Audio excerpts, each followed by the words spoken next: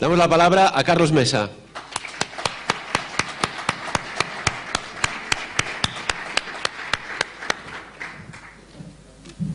Bueno, Ferran, pues muchas gracias por invitarme y gracias también por tener la oportunidad de compartir este momento con la gente que hay aquí y con algunos amigos nuevos que hicimos ayer, que la verdad estoy encantado de haber conocido a David Benito, a Vicente Fuentes. Bueno, a Felipe tenía la oportunidad de conocerla anteriormente y me encontré por fin con Sol, que desde hace 25 años que nos conocemos. Pues había sido para mí estar aquí con todos los amigos, la verdad es que es un orgullo, ¿no? Respecto al libro, decir simplemente una anotación. Es el único libro donde no se dice que hay un fin del mundo ni hay un cambio de conciencia planetaria. Es más, se desmitifica todo y además se explica el porqué detalladamente. Por lo tanto, vamos a ver qué tal funciona un libro de ese tipo, porque yo estoy convencido que en el 2013 estaremos todos aquí y no habrá ocurrido absolutamente nada de nada de nada. Bien, me voy a tener que poner esto porque uno alcanza peligrosamente la edad de los 50 años y esto se llama presbicia, así que me lo voy a colocar para poder ver y mostraros algunas cosas.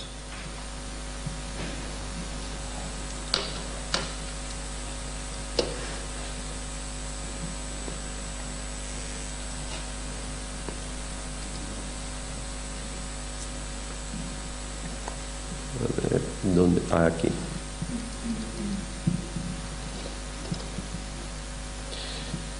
Bueno, vamos a intentar resumirlo porque es una conferencia que es un poco larga.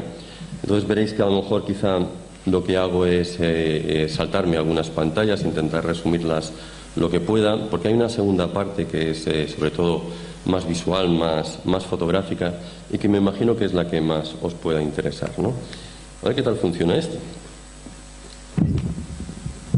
Voy. Sí, échame un cable para adelantar y retrasar aquí.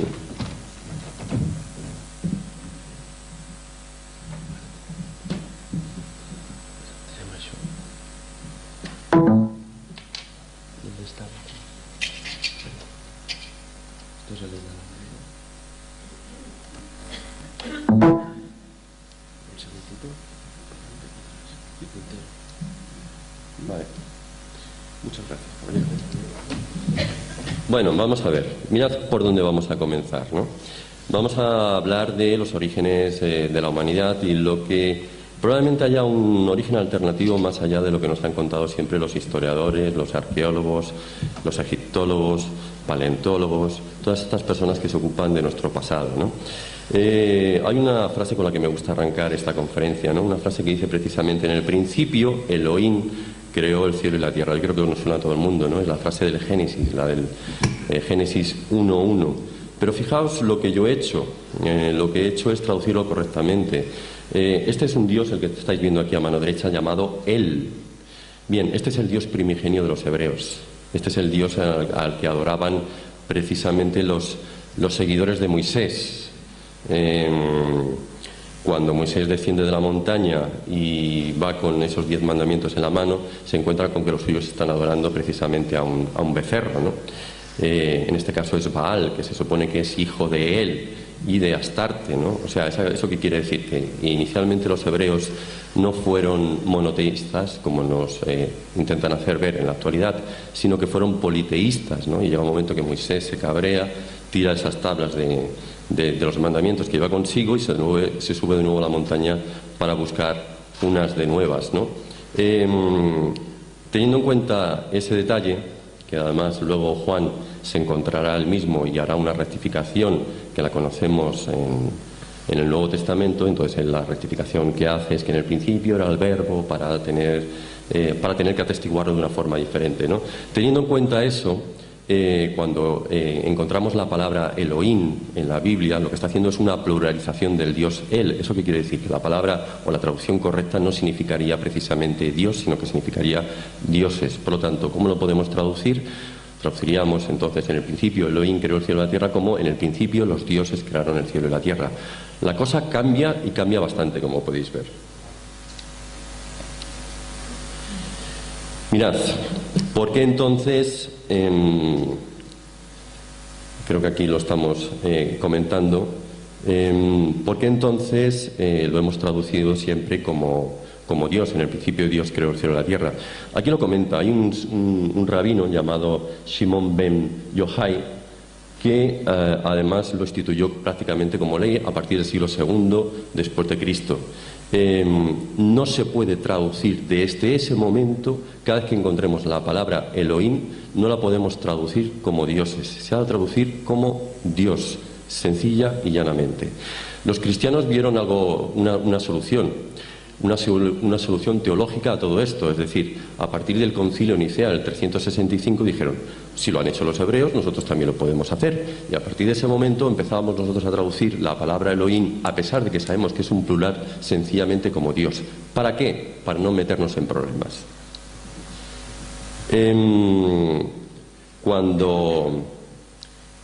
Además, Dios es un personaje curioso, o Yahvé es un personaje curioso, ahora os mencionaré dónde aparece la palabra Yahvé, porque no le gusta que le llamen por su nombre.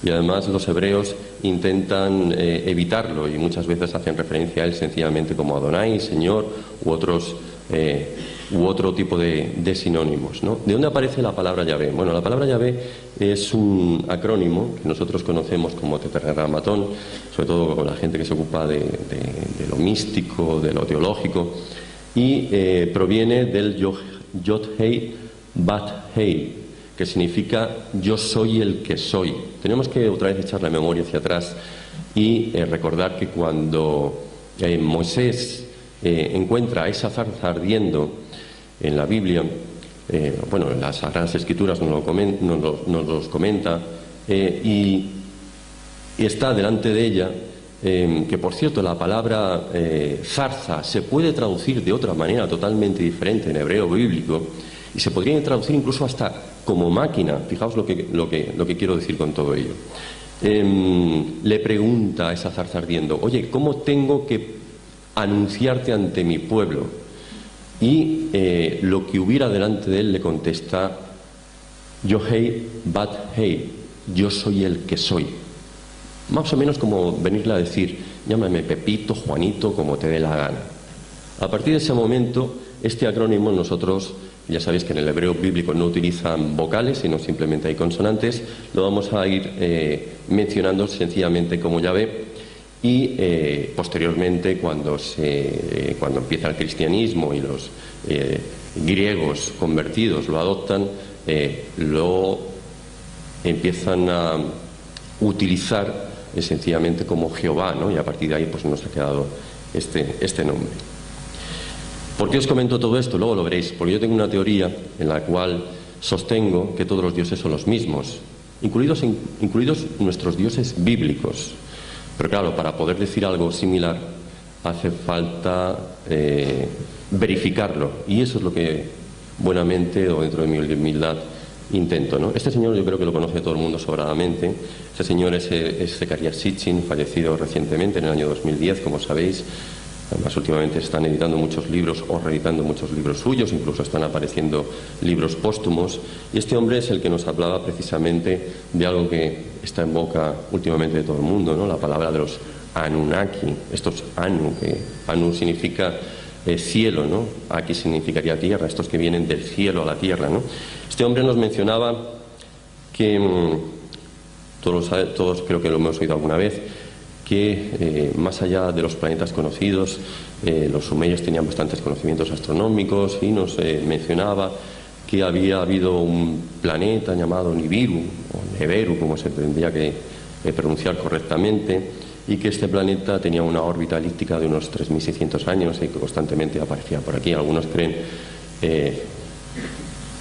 no sé si para bien o para mal, que dentro de poco volverá otra vez a aparecer ese planeta y que esa raza de los Anunnaki volverá de nuevo aquí a la Tierra, ¿no?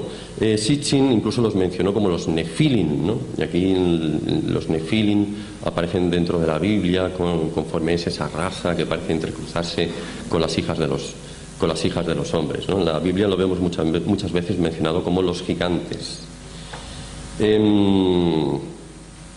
Aquí hago mención del mismo, ¿no? Neberu, sencillamente tendríamos que traducirlo como algo así como el que se cruza, ¿no? Y posteriormente los acadios sustituyeron el nombre de Neberu por Marduk, que además hace referencia a uno de sus dioses, uno más del panteón de dioses que tuvieron todas las civilizaciones asirias, por así decirlo, ¿no? Partiendo de la Sumeria, continuando por las culturas de Ugarín y terminando precisamente por los acadios, ¿no? Los sumerios, lo que pasa es que curiosamente, y ahora os lo voy a decir, cuando hacían referencia a Neberu o al término Neberu, ahora veréis, yo no creo que estuviera haciendo mención a un planeta específico. Vamos a ver si hay algún sitio donde lo pueda comentar, ¿no? Los sumerios tienen un tratado llamado el Mulapín, y en el tratado llamado el Mulapín, un tratado seriólogo, se menciona muchas veces Mulmul. De hecho, es que la palabra Mulapín ya no lo está diciendo, Mulmul. ¿Y qué es Mulmul? Son las Pléyades. Hay que tener muy presente que los sumerios jamás hablaron de que sus dioses procedieran de Neberu. Neberu era otra cosa que ahora veréis para ellos, ¿no? Mulmul son las Pléyades, es decir, para los sumerios sus dioses procedían de las Pléyades. Bueno, aquí hago mención una vez más a algunos de los textos bíblicos donde se hace alusión a cómo se multiplicaron estos nefilim. No vamos a entrar en detalles.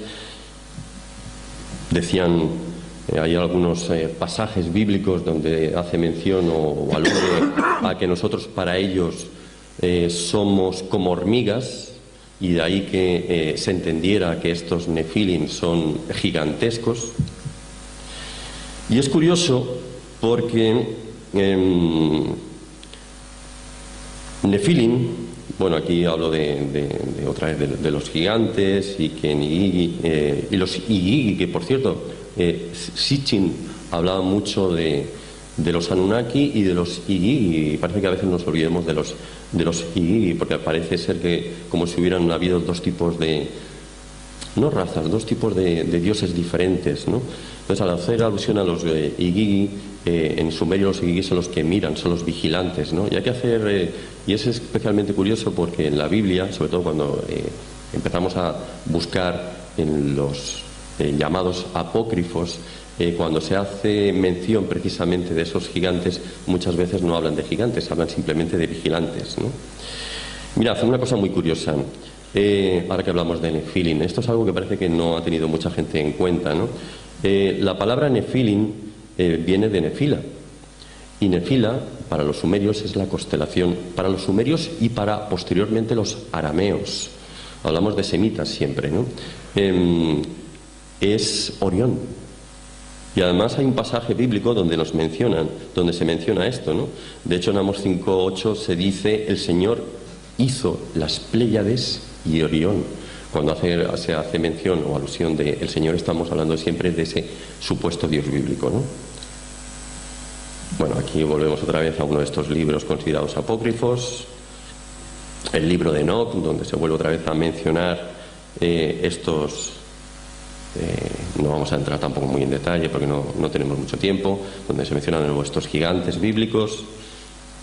Esto me hace mucha gracia, ayer lo estábamos comentando, porque me lo pongo un poco en cuarentena, no lo tengo todavía del todo claro, pero esta es la puerta de Istar que se puede encontrar en el Museo del Louvre, y la puerta donde aparece Gilgamesh. Este señor que vemos aquí es Gilgamesh, demostrando su fuerza en forma prácticamente de gigante, porque se supone que Gilgamesh es una mezcla de humano y Dios.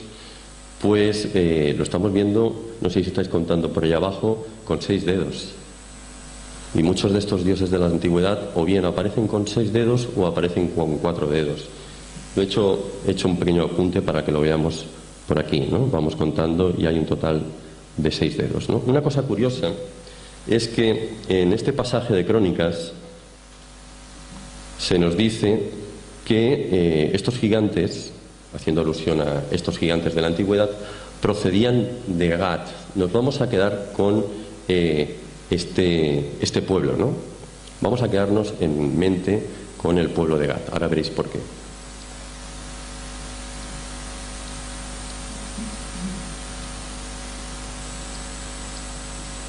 Aquí ha sucedido algo y no sé exactamente el qué.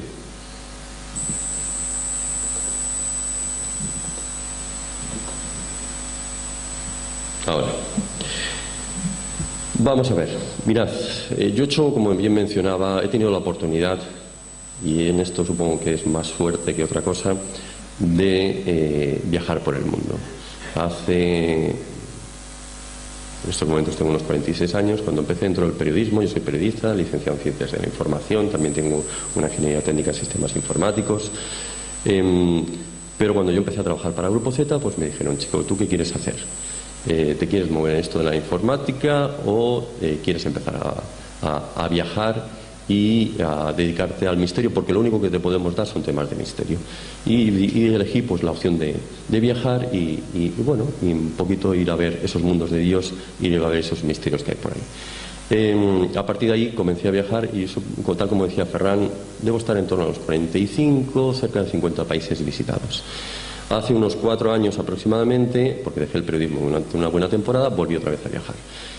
Tuve la suerte, la oportunidad de irme al desierto del Tassili, donde después observaréis una serie de fotografías un tanto extrañas. En el desierto del Tassili, que se encuentra al sur de Argelia, cerca de la frontera de Níger, ahí tenemos los pueblos tuareg, y casualmente, y aquí lo anoto, aunque no se ve muy bien, aquí está Gat. Este es el Gat bíblico. Este es el Gat que hace mención o alusión los textos bíblicos. Y es algo muy curioso, porque cuando todas estas palabras que comienzan por Tin, ¿sabéis lo que significan en tuareg? Tierra de gigantes. Eso es lo que significan. Por lo tanto, los tuareg, cuando tú les preguntas, dicen que hubieron gigantes, y hubieron gigantes en la antigüedad, y que ellos tienen enterrados esos gigantes por ahí.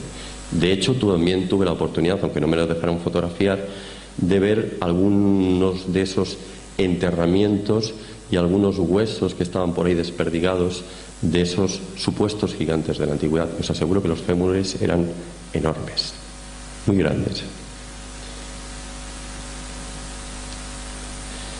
Bueno, esto también supongo que lo conocéis todos, ¿no? La teoría de Robert Bauval y Graham Hancock, ¿no? Que a mediados de los años 90 nos lanzaron este libro, ¿no? El misterio de Orión, y después posteriormente alguna continuación. Este señor además en la actualidad vive por ahí en Andalucía y habla medio castellano. Podemos a veces encontrárnoslo por aquí, por España, y conversar con él, y nos comenta graciosamente pues cuál es su teoría al respecto de lo que se llama la correlación de Orión, ¿no? Se supone que hay un momento determinado dentro de la historia, en torno al 10.000 a.C., donde las pirámides del Valle de Gizeh parecen estar coincidiendo plenamente con lo que es la constelación de Orión. Evidentemente se necesita unos ajustes, ¿no? Pero él habla de que esos conductos de ventilación están encajando perfectamente con determinadas estrellas, y que a partir de un programa informático pudo hacer una comprobación y ver que esas estrellas estaban encajando justo en el lugar que él decía, y curiosamente en torno al, como os digo, hace unos 12.000 años aproximadamente. Voy a continuar a dedo porque veo que aquí tenemos un problema, ¿no? Mirad, esto es una vista aérea de lo que es el Valle de Gizeh, y simplemente para que veáis que la correlación existe. Hay gente que todavía se lo pone en duda, ¿eh? Ahí yo hablo mucho también con arqueólogos, de hecho también he estudiado jeroglíficos en el Museo Egipcio de Barcelona, y cuando hablabas precisamente con los arqueólogos que se encuentran allí, pues te decían: eso es mentira, no puede ser, y todavía te lo ponen en duda. Pero vamos, es que visualmente yo creo que casi no hay ningún género de duda, lo estamos viendo, ¿no? Bueno, aquí os decía más o menos en qué se basa para poderlo encajar directamente con algunas estrellas y ver que realmente está apuntando a un lugar concreto del cielo, ¿no? Esta también me gusta, una de esas leyendas de los indios, la de los Kiowa de Wyoming, ¿no? Un lugar además harto curioso. En Wyoming es un lugar donde todo el mundo cree que en Nazca y Palpa es el único lugar del mundo donde se aprecian figuras que solamente se ven desde el cielo. Pues bien, en Iowa también las hay. Y además, luego os mostraré alguna fotografía. Y además en en Iowa esta montaña que la hemos visto muchas veces, ¿no? La Torre del Diablo, que se encuentra, que apareció precisamente en la película de Encuentros en la tercera fase. Y además aquí los indios siempre te hablan de esta maravillosa historia en la que unos chicos fueron conducidos por los dioses directamente hacia las estrellas, hacia las Pléyades. Bien, este es el determinativo mul-mul, el que os decía que aparecía en algunos de los tratados de los sumerios, ¿no? Y mul-mul es lo que estáis viendo aquí, son los caracteres cuneiformes que estáis viendo aquí en la parte superior. Esto significa sencillamente Pléyades, no hay ningún género de duda, ¿no? Todos estos dioses de los que hablaba constantemente Sitchin, dioses como Enlil, Enki y Anu, el padre de ambos, Inanna y demás, todos estos dioses procedían siempre de las Pléyades, en ningún caso de Nibiru. Bueno, esto es un grabado de Seleucida del siglo II a.C., donde podemos ver las Pléyades. Estos son descendientes de acadios. Estos son los, digamos que lo último que nos quedó de los semitas, ¿no? Y eso estamos viendo que además aquí aparece el determinativo mul-mul, lo mismo que encontramos aquí, y estas 7 estrellas que estamos viendo son las Pléyades, ni más ni menos. ¿Por qué os estoy enseñando esto? Para que no quepa ningún género de duda, porque todavía hay gente que se cuestiona el que no, hombre, yo he leído por ahí, Sitchin decía, mirad, Sitchin, con todos mis respetos, hizo una maravillosa teoría, pero también se pudo equivocar en determinados aspectos. De hecho, el problema que tiene Sitchin es que los científicos no se lo toman en serio, porque hizo determinados arreglos, como pudo ser este de utilizar la palabra Nibiru para otro tipo de fines, ¿no? Por lo tanto, no puede ser tomado en serio. Yo creo que el misterio existe, pero el misterio hay que tomárselo muy serio. ¿Para qué? Para que los científicos no te lo puedan poner en duda. Una cosa es empezar a hablar de todo esto que vais a ir viendo a lo largo de esta presentación, pero al menos que no te pueda venir ningún, por así decirlo, científico, entre comillas, y ponértelo entre duda, porque todo eso está ahí. Otra cosa es la opinión personal que pueda tener al respecto, ¿no?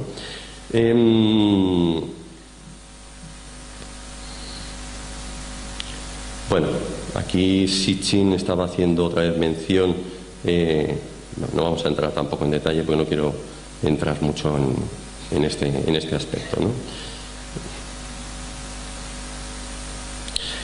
Vamos a ver, porque, bueno, no simplemente un detalle nada más, ¿no? Sitchin siempre mostraba, no sé si en esta tablilla o en otra, mostraba que el planeta Nibiru era un planeta donde se veía algo parecido a esto que estáis viendo aquí, ¿no? Se veía una especie de estrella, ¿no? De varias puntas. La verdad es que eso no es así. Ahí lo que estamos viendo es que la iconografía sumeria siempre se representa de una forma determinada. Ahí estamos viendo cómo se representa el sol, la luna y las estrellas. Siempre se representan de estas formas, ¿no? Y entonces no están haciendo en ningún momento alusión ni a Nibiru ni a nada que se le parezca, ¿no?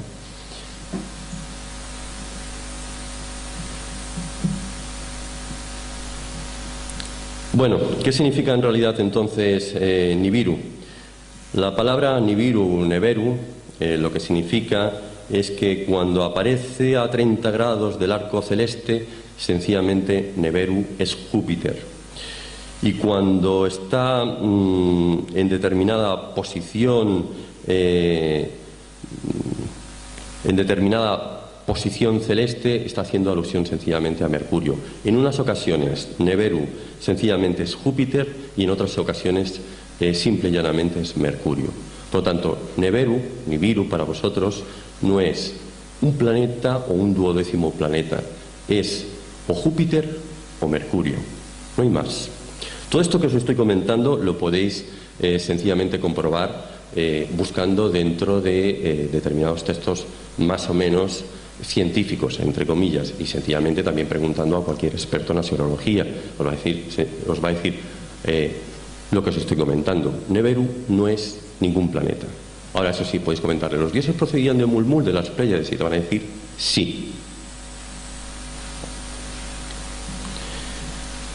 Las Pléyades aparecen en un montón de culturas antiguas. Vais a ver que en todas las culturas de la antigüedad, y es ahí a donde quiero llegar a parar, siempre hay tres orígenes para todos los dioses. Los orígenes siempre se van a remontar a tres lugares concretos. Vais a ver que son las Pléyades, Orión y Sirium. Todos los dioses de la antigüedad proceden de estos tres lugares concretos. Podemos irnos a cualquier cultura antigua del planeta. Siempre van a hacer alusión, mención a estos tres lugares de los que os hablo. ¿Coincidencia? Lo dejo para que cada uno vaya pensando. Fijaos qué curioso, porque los aztecas llamaron a las Pléyades Tianquitzli, el lugar de encuentro. Y además cada 52 años, según ellos, las Pléyades ocupaban el mismo lugar a medianoche, ¿no? Lo que pasa es que los sumerios tenían otro tipo de medición diferente, ahora lo veréis, y ellos, en lugar de decir el número de 52 años para decir que los planetas se volvían otra vez a colocar en el mismo punto del cenit, decían los sumerios que ellos habían hecho un cálculo y esa elíptica era de 60 años, no de 52 como mencionaban los aztecas y posteriormente los mayas, ¿no? Aunque bueno, más o menos la cosa va por ahí. Mirad, otra de esas cosas curiosas. Esto es la estela del inventario. El sacerdote Manetón se le encargó en el Antiguo Egipto, en el siglo III a.C., que compusiera su famosa obra de la Aegiptiaca, ¿no? Que luego posteriormente fue usada por Flavio Josefo y Julio Africano. Él empezó a hacer... Esta estela, por cierto, se encuentra en el Cairo, en el Museo del Cairo. Está arrinconadita. Ya vais a ver que cada vez que vayáis al Cairo, todo aquello que de alguna manera, por así decirlo, sea un poco incómodo o moleste, si molesta demasiado lo van a quitar. Durante una temporada lo van a quitar. Si simplemente le es un poco incómodo, lo van a arrinconar. Por lo tanto, la estela del inventario está. Es un poco difícil de encontrar. Está nada más entrar justo a mano izquierda y detrás de un montón de trastos. Pero la vais a ver allí. Y esta estela está haciendo, como podéis ver, de nuevo otra vez, mención a dioses. Y dioses más allá de la primera dinastía, de la dinastía primera, ¿no? Se supone que la dinastía primera es la dinastía del rey Escorpión, o la dinastía de Nemes, o la dinastía, de Menes, o la dinastía de Narmer. No lo tienen muy claro. Se supone que alguno de estos reyes debió ser el primero, aunque no tienen tampoco claro los arqueólogos quién fue el rey Escorpión. Y lo curioso de todo es que además ahora últimamente van encontrando dinastías anteriores a la dinastía primera, y de la manga se han sacado una dinastía nueva, se llama la dinastía Cero. No lo podía comentar aquí uno de los mejores egiptólogos que tenemos, que es José Alberto. Se han sacado de la manga una dinastía nueva para introducir todos estos faraones que están encontrando recientemente, ¿no? Lo que pasa que esto al final lo que les va a obligar es a tener que reescribir la historia, porque ahí tenemos el descubrimiento de las 17 pirámides nuevas en la antigua ciudad de Tanis, ¿no? Fijaos que nos habla Manetón de que hubieron nueve dioses primigenios que aparecieron en torno al 30.544 a.C. y que estuvieron reinando aquel lugar durante 13.900 años, ¿no? Luego hubieron los semidioses, algunos los Senshujor, los seguidores de Horus, y a partir de ahí pues va apareciendo el linaje de los reyes, ¿no? Se supone que la primera dinastía, la que os estoy mencionando, aparece en torno al 5.619 a.C., según nos mencionan los arqueólogos. El canon de Turín, el papiro de Turín, vuelve otra vez a hacer mención porque hay, al menos conocemos tres fuentes que nos hablan de estos dioses de la antigüedad, ¿no? Esta es otra de ellas. Esta se encuentra en Turín. Esta tuve la oportunidad de verla cuando fui a ver la Semana Santa hace un par de años, ¿no? Aprovechando que estábamos ahí en Turín, ya lo sabéis, pues uno se acerca allá, se mete uno en Dicen que es el segundo museo egipcio más importante del mundo. Y nada más entrar, si alguna vez vais, si intentáis buscarlo por allí no lo vais a encontrar, pero tened presente lo siguiente: está el papiro metido en una pequeña habitación, de nuevo totalmente arrinconado, nada más entrar a la mano izquierda, una pequeña habitación que la tienen allí totalmente abandonada. Casualmente fijaos en qué estado de deterioro se encuentra, o sea, prácticamente son como fragmentos, como si alguien lo hubiera roto. Lo que pasa es que el papiro es algo muy difícil de conservar y durante tantos siglos la verdad es que es complicado, ¿no? Y aparte de que hace otra vez mención a estos dioses de la antigüedad, después a esa primera dinastía y a esos Sensu-Hor, es decir, vuelve otra vez a corroborar lo mismo que se encuentra en la estela del inventario. Hace poco tuve la oportunidad de hablar con un arqueólogo que lo había traducido en parte y que me pasó, y todavía lo estoy estudiando, parte de esa traducción que yo no había visto jamás y que incluso la he buscado por internet y en libros, y sí que hablan de estos dioses, pero no te hablan como del texto que le precede, ¿no? Y es curioso, porque el texto que le precede habla de que esos dioses venían con máquinas y que volaban en esas máquinas y que tuvieron una guerra entre ellos. Y eso lo vuelvo otra vez a mencionar el papiro de Turín. Lo que pasa es que es una de esas cosas, es uno de esos textos que los arqueólogos se sienten muy incómodos con él. Y sí que a lo mejor te pueden mencionar el tema de los dioses, te pueden mencionar las dinastías posteriores, pero lo que no te van a hacer, o lo que no te van a mostrar, son estos textos que pueden resultar un tanto incómodos para la historiografía oficial, ¿no? Aquí tenemos otro prisma de arcilla, donde aparecen estos dioses antidiluvianos, ¿no? Sitchin volvió otra vez a hacer volvió otra vez a comentar acerca de ellos en el libro perdido de Enki. Y hay una cosa muy curiosa. Yo creo que el fallo de Sitchin fue ¿no? Que Sitchin siempre comentaba que la medida del Shar era una medida que utilizan evidentemente los sumerios, y era una medida que hacía que estaba intentando explicar que un Shar, o él decía que un Shar eran en realidad 3.600 años. Claro, bajo ese prisma, bajo ese criterio, esos 3.600 años se van convirtiendo una vez coge esos textos antiguos de los sumerios, en que los primeros dioses aparecieron, según él, en torno o hace más de 432.000 años. Realmente eso es una barbaridad. Además, si eso hubiera sido así, pues bueno, hubiéramos encontrado tablillas o las hubiéramos podido estudiar bajo pruebas de carbono 14 o termoluminiscencia, y nos hubiéramos dado cuenta de que la antigüedad es muchísimo mayor. Esas son cosas que nos ocultan. Si realmente lo hubieran visto, hubiera sido así, ¿no? Bueno, ¿en qué se basa esto de los 3.600 años? Los 3.600 años se basan en que, la medida o el sistema de los sumerios es un sistema sexagesimal, y se supone que cada 60 años, como os decía, los planetas se vuelven otra vez a colocar en la misma posición, después de estar moviéndose por el firmamento, ¿no? Por lo tanto, 60 por 60 presuponía Sitchin que eran los 3.600 años, y que a partir de ahí un Shar era a lo que equivalía, ¿no? Sin embargo, cuando uno estudia detenidamente asirología, te das cuenta de que un Shar son exactamente 54 años y 34 días. Eso es lo que tardan los planetas en colocarse exactamente en la misma posición.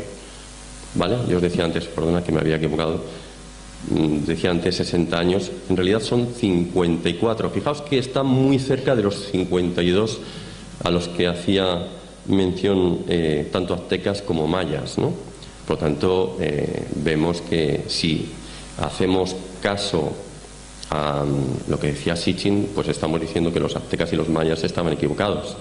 Si los aztecas y los mayas no están equivocados y los sumerios tampoco están equivocados, la medida del Shar sencilla y llanamente son estos 54 años que os estoy comentando, ¿no? Hay muchísimos fragmentos, tablillas o listados de reyes sumerios, donde este es uno, en el que se encuentra en el Museo Ashmolean en Oxford, en Inglaterra, donde se ve todos estos dioses sumerios que vienen de la antigüedad, ¿no? Esta es la lista de Beroso, uno de los que estudió precisamente las tablillas sumerias, ¿no? Y aquí pues nos va haciendo mención a todos estos dioses sumerios. Es curioso porque aquí vemos un primer dios sumerio llamado Alulín. Fijaos que se parece mucho al Alu, o bueno, Alulín en realidad es Alalu, pero para los hebreos Alulín fue Adán. Y posteriormente el Alagar, nosotros lo podemos sencillamente mencionar como Set, ¿no? Todo esto los comento desde una visión un poco más cientifista, ¿eh? Pues estoy haciendo así un repaso muy rápido, pero hay unos criterios que demuestran que estos dioses tienen una equivalencia en alguna parte. Fijaos además que dicen que estos dioses, o decían que estos dioses eran dioses que habían estado desde el 432.000 hasta el 396.000, siempre si hacemos caso a todas estas referencias que establecen que los Shar son una medida de unos 3.600 años. Pero ahora vamos a ver algo un poquito más interesante, ¿no? Se supone que el diluvio, hubo un diluvio en Shukupar, un diluvio local, que hacía mención Beroso, y que sucedió en torno al 2900 a.C. Bien, como ya tenemos una correlación, eso significa que podemos ir retrocediendo en el tiempo con la medida de los Shar y ver en todo momento, si los Shar son medidas de 54 años, ver en todo momento dónde nos encajan esos 54 años a los que vamos retrocediendo poco a poco atrás en el tiempo, ¿no? Shukupar era la ciudad en la que estuvo viviendo o en la que estuvo reinando Ziusudra, y Ziusudra para nosotros sencillamente es Noé, ¿no?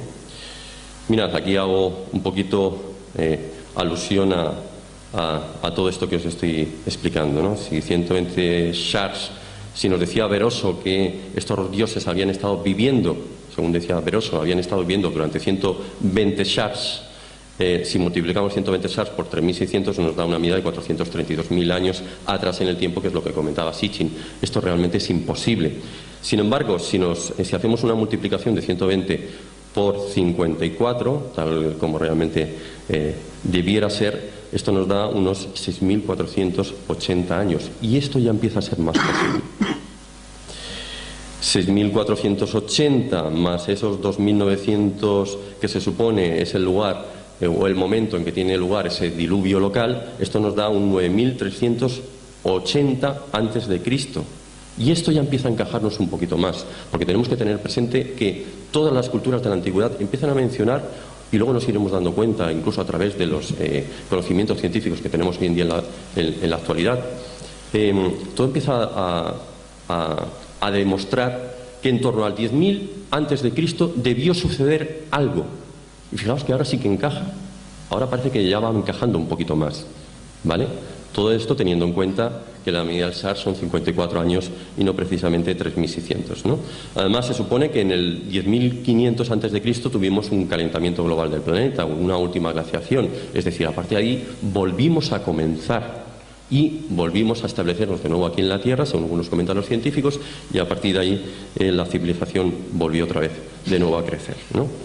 El cilindro de Ciro, esta me resulta muy interesante, ¿no? Fue descubierto en 1879 por este arqueólogo llamado Hormuz Rassan.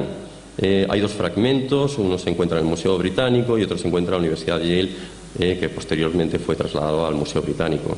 Antes nos he hecho... Mirad, yo tengo una serie de piezas aquí delante. Esta, pues bueno, en concreto, antes que hacíamos mención de cómo se escribe el tetragramatón, yo no sé si se puede un poco apreciar. Si luego alguno de vosotros quiere verlas con más detenimiento, simplemente puede venir aquí a acercarse y verlas, ¿no? Esto es sencillamente el tetragramatón. Este lo traje de allí de Israel. Bueno, me lo hicieron allí mismo, es una réplica muy sencillita. Y una de las cosas que conservo con más cariño es que hace muy poco hicieron para varios museos una réplica de la tablilla de Ciro, esta tablilla que estáis viendo aquí.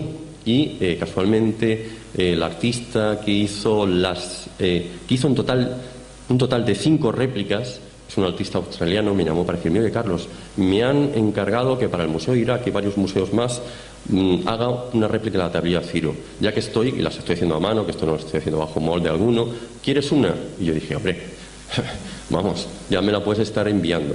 Y mirad, aquí está la tablilla de Ciro. ¿Por qué es tan importante la tablilla de Ciro?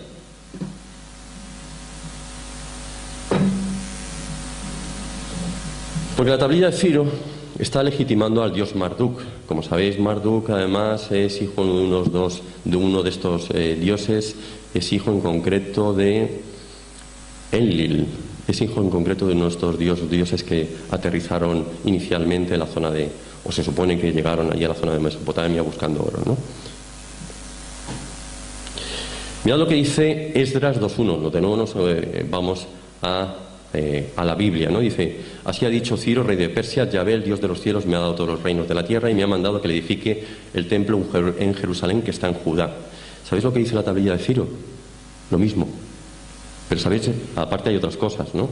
Porque, por ejemplo, aquí he puesto que examinó y miró. Esto que vemos aquí abajo, este párrafo que vemos aquí abajo, es lo que dice en concreto la traducción de la tablilla de Ciro. Ojo, esta es una traducción que evidentemente se puede comprobar en cualquier libro antiguo sobre sumeriología, ¿no?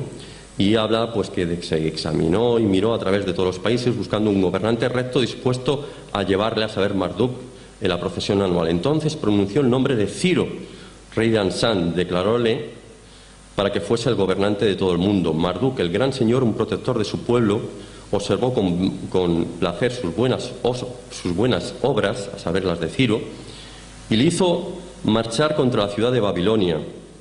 Y además, mirad que hace... Es interesante ver este último detalle que dice que fue a su lado como un verdadero amigo. ¿Eso qué quiere decir?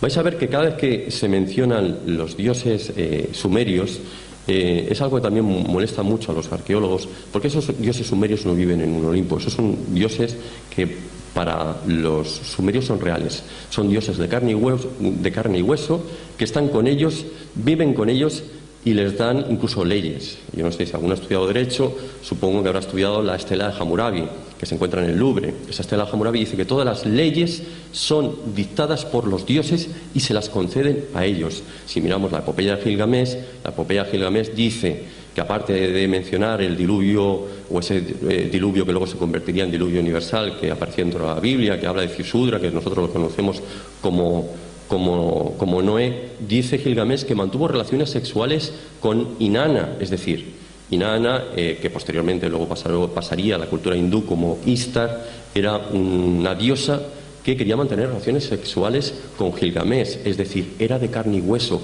existía. Por lo tanto, Marduk fue al lado suyo, y además la tablilla de Ciro dice lo mismo que aparece allá arriba, solo que en lugar de llamarle Yahvé, habla de Marduk. ¿Eso qué quiere decir? Que Marduk y Yahvé es el mismo. Así de simple. Esto es el gran problema de la teología de la actualidad. Pero no sabéis qué problemón tienen, pero un problemón gordísimo.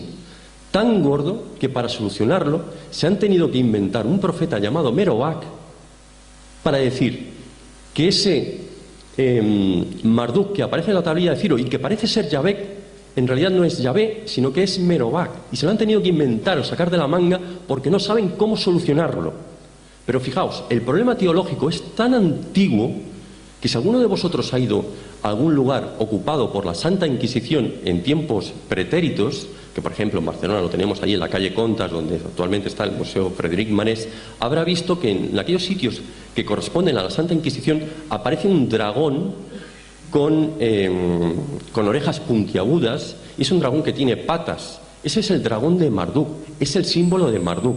¿Eso qué significa? Que la Santa Inquisición lo sabía de muy antiguo e hizo colocar en sus fachadas el símbolo de Marduk, porque saben desde bien antiguo, y sabe la Iglesia Católica desde bien antiguo, que Marduk es Yahvé. Y fijaos lo que os estoy diciendo, porque es una cosa bien grave. Y ahora lo veréis, enseguida veréis por dónde van los tiros, ¿no?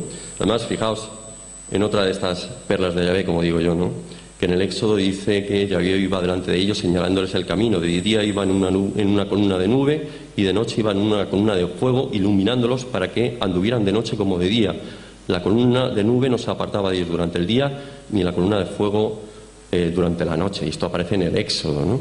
Curioso, ¿verdad? Pero de estas tenemos muchas. Empezamos a mirar el Pentateuco y el Pentateuco aquello parece un libro de contactismo y abducciones continuamente. O sea, es algo increíble. Simplemente hay que mirárselo con un poquito de detenimiento y cariño, ¿no? Vamos a pasar ahora a las pruebas visuales, que esta es la segunda parte, supongo que es lo más interesante, ¿no? Siempre nos han contado, como digo, determinadas historias, los arqueólogos, los descubridores de todos estos descubrimientos de la antigüedad, y siempre nos han dicho que, por ejemplo, el hombre jamás convivió con los dinosaurios. Vais a ver que muchas de las historias que nos han comentado, yo siempre me las pongo en duda, y voy a traer unos cuantos ejemplos para que lo veamos. Esto es Paluxy. Esto está el río Paluxy, en Texas. Esto fue descubierto en 1908. Pues bien, ahí vemos una huella de homínido, que es esta que estamos viendo aquí, junto a una huella de un dinosaurio. ¿Eso qué quiere decir? Que los hombres convivieron con los dinosaurios. Al menos eso es lo que parece. Cuidado que tenéis un ejemplo más reciente por aquí. A ver si me acuerdo del lugar, sino que me refresque la memoria, porque hace muchísimo tiempo que no paso por ahí. ¿Cómo se llama el lugar este que tenéis aquí de dinosaurios? Isona. Bueno, sí, la zona de Isona, pero hay un... le llamáis... Col de Nargó, no me salía la palabra. Os invito a hacer una búsqueda allí en Col de Nargó. ¿Sabéis aquella montaña tan gigantesca que tenéis para poder llegar hasta arriba, que aquello es horrible, te tienes que pegar una caminata horrible y algunos padecen de vértigo para poder llegar hasta allá? Pues bien, allí aparecen huellas de dinosaurios. Supongo que hay una parte donde se puede llegar con el coche y me imagino que todos vosotros la habréis visto. Pero iros más allá, iros por los caminos de cazadores. Arriba de todo hay huellas de homínidos junto a huellas de dinosaurios. Y las tenéis aquí al lado. Quiero decir con ello, la historia a veces no es como nos la explican. Ojo, no tengo fotografías al respecto, tengo que ir tarde o temprano a hacer esas fotografías y supongo que sustituiré una por otra, porque para nosotros siempre nos hace más gracia ver algo más cercano, no tanto referirnos a Estados Unidos y lugares un poco más lejanos, ¿no? Pero os aseguro que eso está ahí, ¿eh? Es una cosa que vosotros podéis comprobar si os queréis acercar algún fin de semana por allá. Esto está en Acámbaro, en México, fue descubierto en 1923 por Valdemar Jojut y nos está mostrando dinosaurios. Todo esto son figuras que este hombre pues encontró en Acámbaro, ¿no? Son figuras de barro, pero vamos a ver, si son figuras que supuestamente tienen miles de años de antigüedad, como sabían estos hombres primitivos o estos que pertenecían a la edad de hierro o edad de bronce, ¿cuál era el aspecto físico de los dinosaurios? Porque fijaos que esto, en definitiva, parece como está haciendo... algunos estamos viendo por aquí, un triceratops. ¿Cómo sabían cuál era el aspecto de un triceratops? Si no los habían visto nunca. ¿O es que los habían visto de verdad? Esto es un sitio curioso, ¿no? Aquí, esto es una roca del desierto de Libia, que se encuentra en la meseta de Sad, en Egipto. Este tipo de agujeros se encuentra repartido por todo el desierto egipcio. Fijaos que es una especie de cráteres donde todo lo que ha quedado está todo el lugar como calcinado, ¿no? Y es curioso porque todos estos lugares siempre aparecen como este tipo de piedras enormes que parecen piedras de vidrio, como las que podemos encontrar en la playa cuando hemos soltado por ahí un vidrio. Con el paso del tiempo pues se va quedando de esa forma, ¿no? Es curioso porque un general norteamericano, cuando las vio por primera vez, dijo: esto yo lo he visto en alguna parte. ¿Y dónde lo había visto? Bueno, pues lo había visto en White Sands, que es el lugar donde se hicieron las primeras pruebas con bombas atómicas en el 1945. ¿Eso qué quiere decir? ¿Que realmente se arrojaron bombas atómicas en la antigüedad? ¿Cómo es eso posible, ¿no? Hay una cosa que vosotros, supongo que, si os gustan los temas de misterio, habréis visto en alguna ocasión, que es este párrafo del Bhisma Parva, uno más de los muchos de los Rig Vedas, en los que nos hablan de las guerras de los dioses. Se supone que los dioses van subidos en unos aparatos que ellos llaman los vimanas, ¿no? y que a partir de ahí hay guerras entre estos dioses de la antigüedad, donde se van lanzando de todo y al final inclusive se lanzan como rayos extraños y como piedras gigantescas que crean humaredas fantásticas y unas explosiones increíbles, ¿no? Curioso también lo siguiente, las historias de los sumerios parece que la gente no se las, o las crónicas sumerias parece que la gente no se las lee, pero la guerra que también menciona los sumerios, la guerra de los dioses que mencionan los sumerios, se finaliza de la siguiente forma: Marduk va a localizar algo llamado Te, y que los arqueólogos son incapaces de traducir, y ese Te va a ser arrojado precisamente en algunas de las ciudades de Mesopotamia. Historia que también aparece dentro de la Biblia, que nosotros conocemos como Sodoma y Gomorra, que por cierto se encuentra Sodoma y Gomorra sumergido en el Mar Muerto. Como sabéis, es un mar donde no hay posibilidad de vida alguna. Están allá debajo. Y además las ciudades de Ur y Uruk se encuentran en un estado como el que estáis viendo aquí, ¿no? Por lo tanto, ¿qué ocurrió? ¿Por qué Marduk finalizó la guerra que hubo entre ellos arrojando algo en aquellos lugares concretos? ¿O es que realmente sucedió algo? ¿No es mitología? ¿Es verdad? Volvemos otra vez, aquí me tenéis en Nifrinamar. Esto se encuentra, allí fuimos, además fuimos este año, porque esto está en Nador, en el norte de Marruecos, y habíamos oído las historias de estos gigantes, ¿no? Yo a veces encuentro por internet textos que dicen que hubieron gigantes muy próximos a Nador. Si hubieron gigantes, pues bueno, pues tengo ganas de verlos.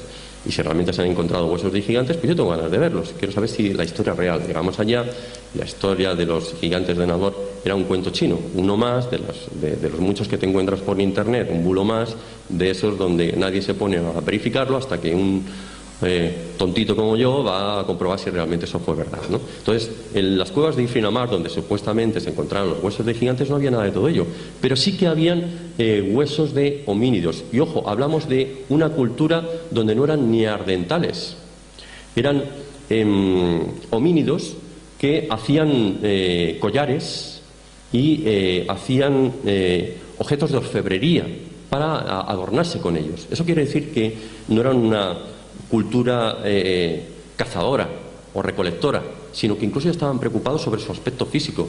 Por lo tanto, neandertales, o el hombre es más antiguo de lo que siempre nos han querido hacer ver. Eso también es muy importante que lo tengamos en cuenta. Fijaos en la fecha, 175.000 años, y estamos en una zona muy próxima hacia el Atlántico. Quedémonos con el detalle, ¿no?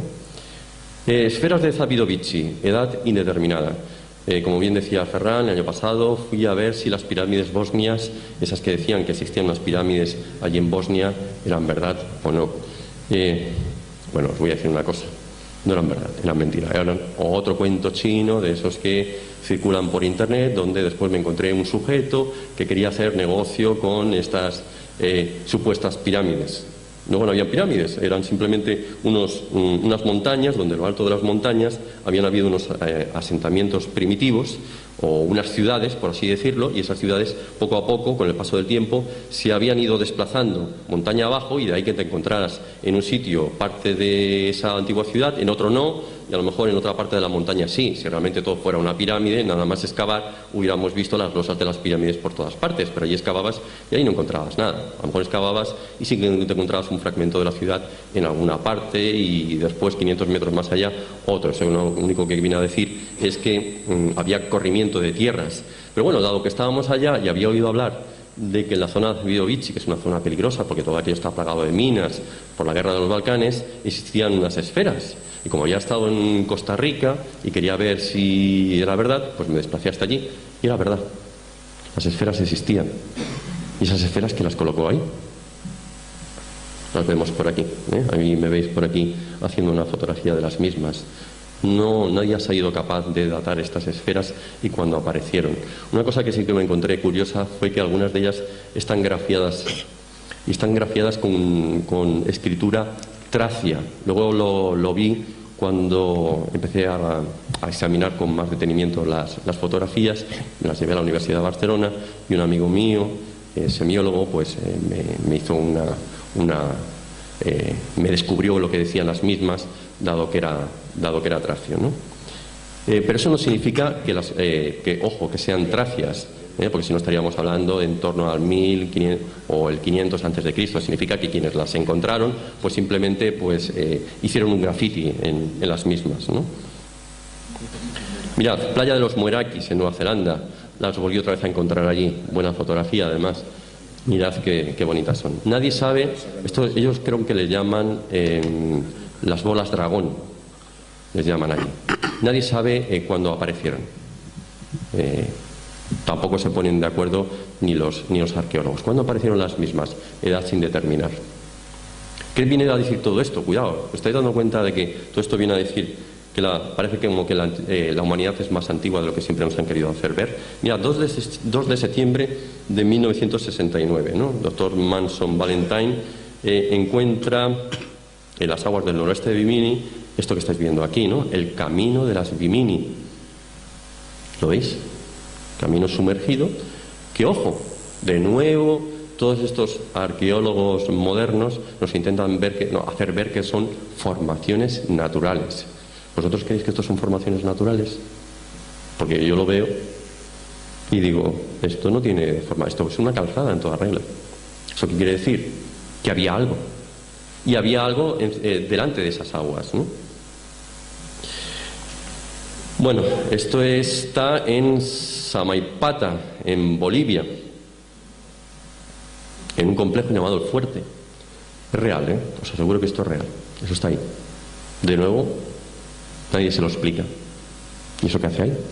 Edad sin determinar de nuevo. Claro, ¿cómo lo va a datar un arqueólogo? Vamos, es que ni se arriesga, ¿no? Esto lo veo y ahí se queda. Esto debe ser algún gracioso que lo debe haber hecho. Pero esto es muy antiguo.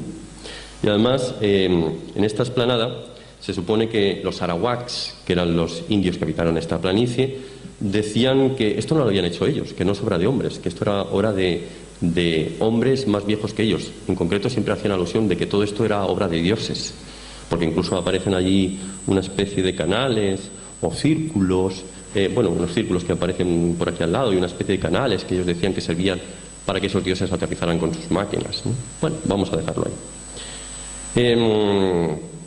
Mirad, doctora Amelia Carolina Sparabagni, del Departamento de Física Politécnico de Turín. Recientemente encuentra lo siguiente en el lago Titicaca, en quechua, en aymara significa gato gris y en quechua significa puma de piedra. Cerca del lago Titicaca encuentra algo parecido a lo que podemos ver en Edad sin determinar, otra vez de nuevo. Algo que hemos podido ver en Nazca, Palpa, una serie de líneas en el cielo, ¿no? Esas son las más conocidas, ya lo sabemos. Pero mirad, de nuevo todo hecho para que sea visto desde los cielos. ¿Por qué? ¿Y por quién? ¿Y para qué? Esto son fotografías también mías que tuve la oportunidad de hacer hace un par de años porque, sabemos que aquí está José Alberto, que es una de las personas, uno de los egiptólogos que probablemente tenga más conocimientos sobre el Antiguo Egipto, pero en Madrid pues también hay otra persona que entiende muchísimo de Egipto, ha estado más de un centenar de veces, incluso estuvo ayudando a JJ Benítez a grabar su serie documental de Planeta Encantado. Y es Manuel Delgado. Entonces tuve la oportunidad hace un par de años de irme un mes con Manuel Delgado para rodar un episodio piloto que se iba a pasar por Telecinco, solo que al final, pues como pasa siempre, ¿no? Te hacen grabar una serie de cosas y luego al final no salió. Y cuando estábamos allá, pues de Manuel, con esa humildad que le caracteriza, pues me vino a enseñar poco a poco pues todas estas cosas extrañas que se pueden encontrar por ahí, ¿no? Cortes de sierra y agujeros de broca. Mirad, agujero de broca. Y además es que se ven las líneas, se ven los círculos de los agujeros. ¿Sabéis cuando se utiliza una broca que te deja esa especie de espiral que conduce hacia adentro? Pues eso se ve, si uno se lo mira detenidamente. Y ahí se ven una especie de cortes tremendos. Tú le dices, bueno, pero vamos a ver, ¿qué tipo de maquinaria utilizaba esta gente en el Antiguo Egipto? ¿Cómo es posible que eso se diera, no? Aquí vemos otra vez estos cortes de los que estoy hablando. Es que no cabe ningún género de duda. No sé si lo veis. ¿Lo veis? Bueno, pero esto, ¿cómo es posible? ¿Cómo es posible? Una cosa que me hizo mucha gracia fue ver que hay algunos jeroglíficos que no nos muestran Por ejemplo, hay un jeroglífico, hay un icono donde se ve un trabajador utilizando una taladradora. Yo no sé, a ver si lo he puesto en alguna de estas fotografías. No. Mirad, como quería ser simple, pero bueno, si me la queréis pedir os la puedo enviar. El icono de la taladradora está ahí, o sea, si lo buscamos o nos entretenemos un poquito a buscar por internet, eso está ahí, eso se ve. ¿Eso qué significa? Eso significa que esta gente parecía estar utilizando algún tipo de maquinaria con electricidad. De hecho, es que además, es que está tan a la vista de todos. Yo no sé si vosotros sabéis que es muy difícil mezclar oro con plata. ¿Os habéis fijado en que la máscara de Tutankamón utiliza fundición de oro y plata? ¿Sabéis cómo para obtener ese resultado, cómo se hace? Bajo galvanización. ¿Y cómo se hace la galvanización? Bajo electrólisis. ¿Eso qué quiere decir? ¿Que los egipcios conocían la electricidad? Probablemente. De hecho, es que alguna fotografía ahora os mostraré de las llamadas lámparas perpetuas, ¿no? Donde se ven lámparas, donde se muestran esas lámparas. Esta gente utilizaba algún tipo de electricidad. La piedra Roseta de Okinawa. Mirad lo que aparece en la piedra Roseta de Okinawa, encontrada en las costas de Okinawa. Algunos expertos relacionan este tipo de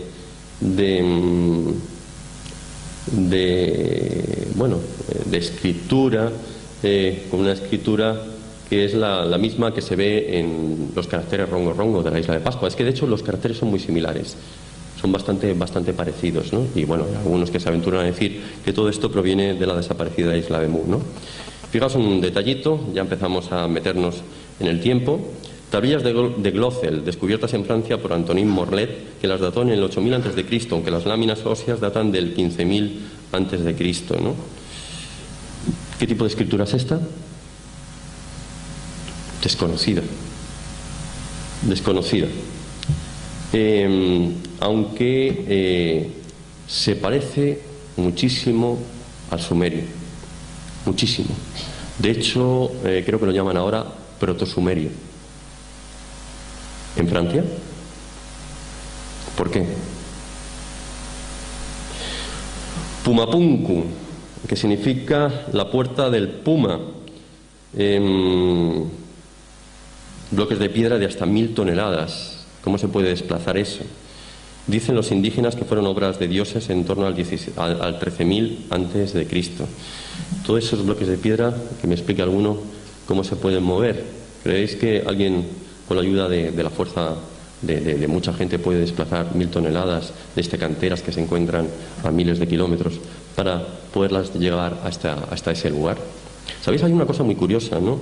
En estos lugares, sobre todo cuando te acercas a Tiwanaku, Sacsayhuamán, Machu Picchu, sobre todo las leyendas antiguas te mencionan que todo esto se construía siempre arriba, y contra más arriba mejor, porque los dioses malvados, los dioses maléficos, vivían abajo. Entonces querían estar aislados, porque esa gente era mala. Y entonces ellos construían todo lo suyo arriba. Contra más aislados estuvieran de todo eso, muchísimo mejor. Yonaguni, frente a las costas de Taiwán, situado a 68 millas de la costa de Taiwán. Superficie de 100 por 50 por 25 metros, ¿no? Esto es del 10.000 a.C. De nuevo nos vuelven otra vez a decir los arqueólogos que estos son formaciones naturales. Formaciones naturales y un bledo. Es que vamos, no hay por dónde cogerlo, ¿no? Bueno, esto es ha sido uno de nuestros últimos viajes, ¿no? He tenido la oportunidad de estar este verano en Rusia, en concreto de irnos hacia la zona de los Urales, que pocos luego ya nos dimos cuenta de por qué ningún español iba allí, porque la verdad es que irse hasta allá es un problemón y gordo, ¿eh? Porque aparte que te tienes que registrar cada 3 días dentro de esta registracha de la policía para saber dónde te encuentras, y que allí no hay policía alguna donde te registres, y por lo tanto si te encuentra la policía y ves que están sin ese visado sellado cada 3 días, significa que te deportan automáticamente aquí a España. Pero bueno, te la tienes que arriesgar, decir, oye, pues mira, uno va para allá y ya está. Además tuve que aprender ruso a marchas forzadas porque allí el inglés no lo conocen ni por asomo, pero había que verlo, había que ver esto. Mirad lo que se encuentra en las cuevas de Kapova, en estas cuevas donde aparecen estos mamuts prehistóricos, en las cuevas de Kapova, en Rusia, en los montes Urales, cerca de Kazajstán, cerca de lo que nosotros conocemos como Mongolia. ¿Nos parece curioso?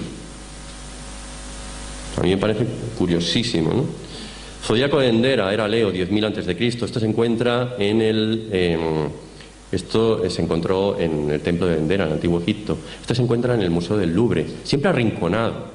Vais a ver cuando lleguéis ahí al Museo del Louvre y preguntéis sobre el Zodíaco de Endera, si alguno sabe dónde está, te van a decir, pues mira, en la escalera esa que te lleva hacia abajo cuando estás a punto de entrar para ver los féretros del antiguo Egipto, un poquito antes de entrar, fíjate a mano derecha que hay una especie de habitación pequeñita, y ahí en la habitación pequeñita te metes, miras hacia arriba y allí está el Zodíaco de Endera que se trajo Napoleón. Bueno, pues aquí vemos que está mostrando la constelación de Leo. Si está mostrando la constelación de Leo, ¿sabéis lo que significa? Que el antiguo Egipto es más antiguo de lo que nos han hecho ver siempre, porque la constelación de Leo, si la estaban viendo, significa que nos tenemos que situar en torno al 10.000 a.C. ¿Qué sucede ahí? ¿De nuevo nos están otra vez engañando los egiptólogos? Resulta ser que el Egipto faraónico es más antiguo de lo que realmente puede parecer. Por ahí van los tiros, fijaos. Estas fueron descubiertas en un pequeñito museo cerca de los territorios nubios son huevos de avestruz, por Manuel Delgado, ¿no? Y recientemente habían hecho una pequeña datación para ver de cuándo eran estos huevos. Y bueno, pues se demostró que estos huevos eran del 10.000 más o menos del 10.000 antes de Cristo, ¿no? Y en estos huevos de avestruz se muestran lo que parecen ya las pirámides del Valle de Gizeh. Otra vez, otra cierta corroboración que nos conduce a un momento muy antiguo y sobre todo a algo que nos remonta a un punto concreto que parece ser en torno al 10.000 a.C., que coincide con la llamada correlación de Orión de Robert Bauval y Graham Hancock. Y ahí tenemos una prueba más. Evidentemente esto no aparece en ningún libro de historia, ¿no? Pruebas visuales, piedras de Ica, 10.000 años de antigüedad.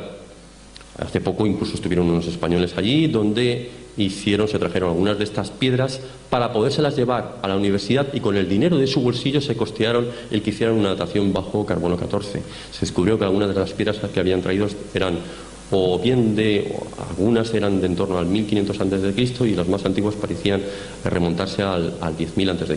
Recordad lo siguiente: las dataciones más antiguas de carbono 14 no pueden ir más allá del 60.000 a.C. Es imposible. Si alguien te dice que por la datación de carbono 14 eso tiene millones de años de antigüedad, te está mintiendo. Bien, esta es de aquí, donde me hace mucha gracia, donde dicen que los antiguos, y sobre todo se pone que aquella zona es la zona de los Viracocha, o te hablan muchas veces que los mayas no conocían la astronomía y que eran incapaces de saber tanto sobre el firmamento. Pues bueno, aquí se ve, utilizan telescopios. Y además esta gente de nuevo nos está mostrando animales prehistóricos, y de nuevo incluso aquí se ven montando estos animales prehistóricos.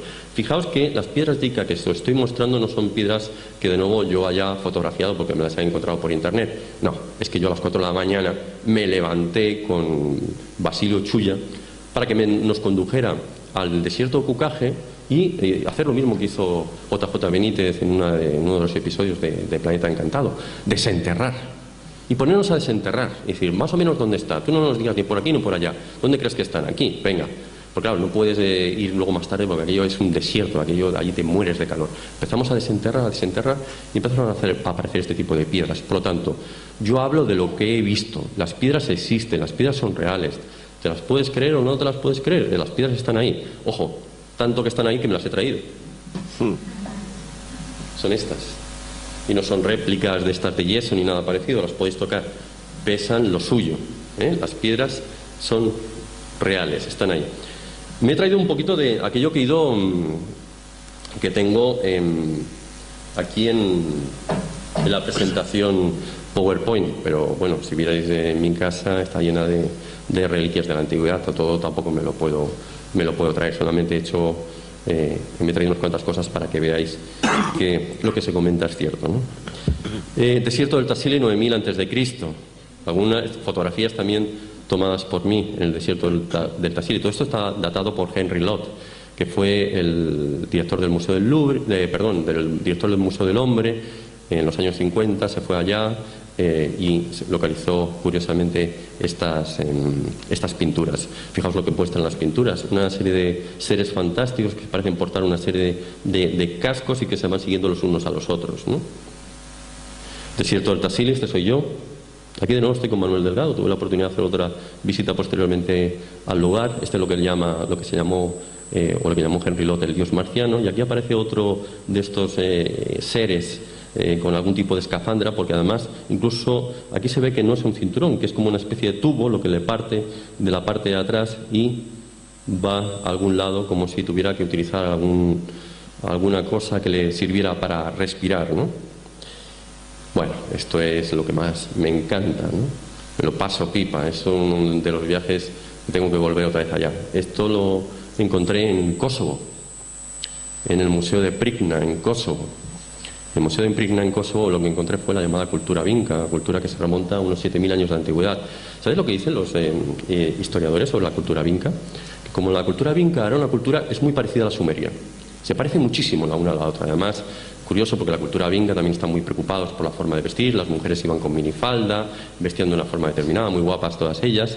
Y los historiadores siempre hacen alusión a la cultura vinca como estaba cerca del Danubio y los dioses, estos dioses de los que hablaba la cultura vinca debían ser dioses que habían salido del Danubio, no sé por qué, dicen que como recolectaban muchos peces, los dioses que ellos esculpían tienen que ser dioses que se parezcan a peces. Yo me los miro y digo, ¿peces? Pues no sé yo. Es más, es que hay un dios, el dios principal de la cultura vinca, se llama Marduk. ¿Os suena? Marduk, Yahvé. Viéndole la cara a Marduk, ¿a quién le estás viendo la cara? Marduk, Yahvé. Viéndole la cara a Marduk, Yahvé, le estáis viendo la cara a Dios. Os lo presento. Guapo el tío, ¿eh? Y además hay muchas más. He puesto un par. Pero es que en el Museo de Pricna hay cientos. No es una casualidad ni una pareidolia. Es que todos los dioses están representados de la misma manera. Este es el aspecto que tenían los dioses de la antigüedad. Este es el aspecto con el que se presentaron a ellos. Es el aspecto con el que la cultura vinca los representó. Cultura que además se asemeja muchísimo a la cultura de los sumerios. Cultura que además está más acercada hacia el oeste. Mirad lo que os estoy diciendo. ¿Vale? Estamos hablando de 7000 años de antigüedad y que posteriormente aparecería la llamada cultura sumeria, que se supone que es la primera civilización conocida, pero estáis viendo que de nuevo nos vuelven a mentir. La cultura vinca es anterior a la civilización de los sumerios. Malta, 4000 antes de Cristo. Bloques que nadie sabe cómo se construyeron. Aparecen una especie de surcos que los malteses les llaman carruts. ¿Habéis estado por allí? ¿Los habéis visto? Los conocen, allí están en Valeta, ¿no? Les llaman carruts. ¿Sabéis dónde me los volví a encontrar? Los carruts, en Calafell, allá abajo, frente a la iglesia de Santa Creu. ¿Los veis, los carruts, de nuevo? Están además cerca de la propia ciudad y se extienden luego por la playa y eso. ¿Sabéis que van hacia el mar? Y que esos carruts de la isla de Malta conducen de nuevo al mar, que además se cortan en los acantilados y cuando te sumerges en la playa te los encuentras por debajo del agua. ¿Sabes hacia dónde se dirigen, no? Hacia Calafell. ¿Eso qué pasa? ¿Que existía entonces algún tipo de camino o algún tipo de indicador en la antigüedad mucho más allá de lo que nosotros creemos? Derinkuyu, 3000 antes de Cristo, se encuentra en la zona de Turquía, ¿no? En toda esta zona de la Anatolia. Allí se supone que vivían 20.000 personas, 4 kilómetros cuadrados de superficie. Dicen que estuvo ocupada por los frigios y los hititas, pero nadie sabe quién las construyó y para qué las construyeron. Vamos a ver. Podían haber vivido perfectamente las superficies, y esto tiene incluso hasta 10 pisos hacia abajo. ¿Por qué construyeron 10 pisos hacia abajo? Y además todo construido de tal manera que incluso pudieran vivir y respirar perfectamente, teniendo que ocultarse de lo que hubiera arriba. Esto no es diluvio, esto no se estaban ocultando un diluvio, porque es el diluvio, o como dicen los arqueólogos, que se estuvieran ocultando porque es que la lava estaba cayendo en aquellos momentos. Lava, si hubiera habido lava, vamos, por alguno de estos agujeros se hubiera colado y hubieran muerto todos. Esta gente se estaba ocultando en otra cosa. ¿Hubo una guerra en la antigüedad? Esta es la pregunta que yo me hago continuamente. ¿Hubo una guerra? Y empezaron a construir, porque no hay una ciudad, hay muchísimas ciudades en aquella zona, y estamos hablando de una zona muy próxima a Mesopotamia. ¿Se ocultó esta gente de una guerra porque no quería saber nada de lo que estaba ocurriendo en la superficie? ¿Qué pasó en la superficie para que tuvieran que ocultarse durante tanto tiempo? Para que tuvieran que construir estas enormes ciudades bajo tierra, ¿no? Monolito de Pocotia. Estatua de piedra antropomorfa de unos 170 centímetros de altura. Fue descubierta en 1970 en Pocotia, cerca de Tihuanaco. Ahí va. Resulta que lo que vemos al lado de la misma, de nuevo, es protosumerio. Me quedo a cuadros. ¿Qué hacen los sumerios en toda esta zona de Bolivia? ¿Qué hacen allí? ¿Cómo es posible que hayan aparecido allí? Vamos, debían tener unas naves fabulosas para desplazarse de un lugar a otro, ¿no? Porque además resulta que la han podido traducir. Y dicen que en el tiempo de Manco Cápac y Othyo salieron de las aguas del lago Titicaca, apareció en el cielo una nueva estrella junto al lado de la Cruz del Sur. Sucesivamente la estrella se hizo más pequeña y luego desapareció del cielo. Se veía entre los montes, en el horizonte, sobre los montes, en el horizonte, sobre dos montañas, y comenzó a brillar el tercer día del cuarto mes. Esto es lo que han podido traducir de lo que se encuentra en el monolito de Pocotia. Raro, raro. Fuente Magna, encontrada en Bolivia, cerca del lago Titicaca. Bueno, de nuevo la polémica, ya no es protosumerio, ahora resulta que es sumerio. Esto lo han encontrado en Bolivia. ¿Cómo clasificar esto? No sé, es inclasificable. Y esto está allá, esto está cerca de Tihuanaco. Pero a ver, ¿los sumerios realmente se desplazaban? ¿O fueron los dioses de los sumerios los que se desplazaron de un lugar a otro? Egipto faraónico, faraones que querían parecerse a los dioses. Abajo tenemos una imagen del dios Ta. Se supone que el dios Ta es el primer dios, que me corrija José Alberto, de los egipcios, ¿no? Todos los egipcios dicen que en realidad los egipcios, cuando empezamos a mirar los textos de las pirámides, hacen alusión a que ellos procedían del llamado camino de corazón de Ta, un camino que les conducía hacia Occidente, o decían proceder de Occidente, decían proceder los egipcios en realidad.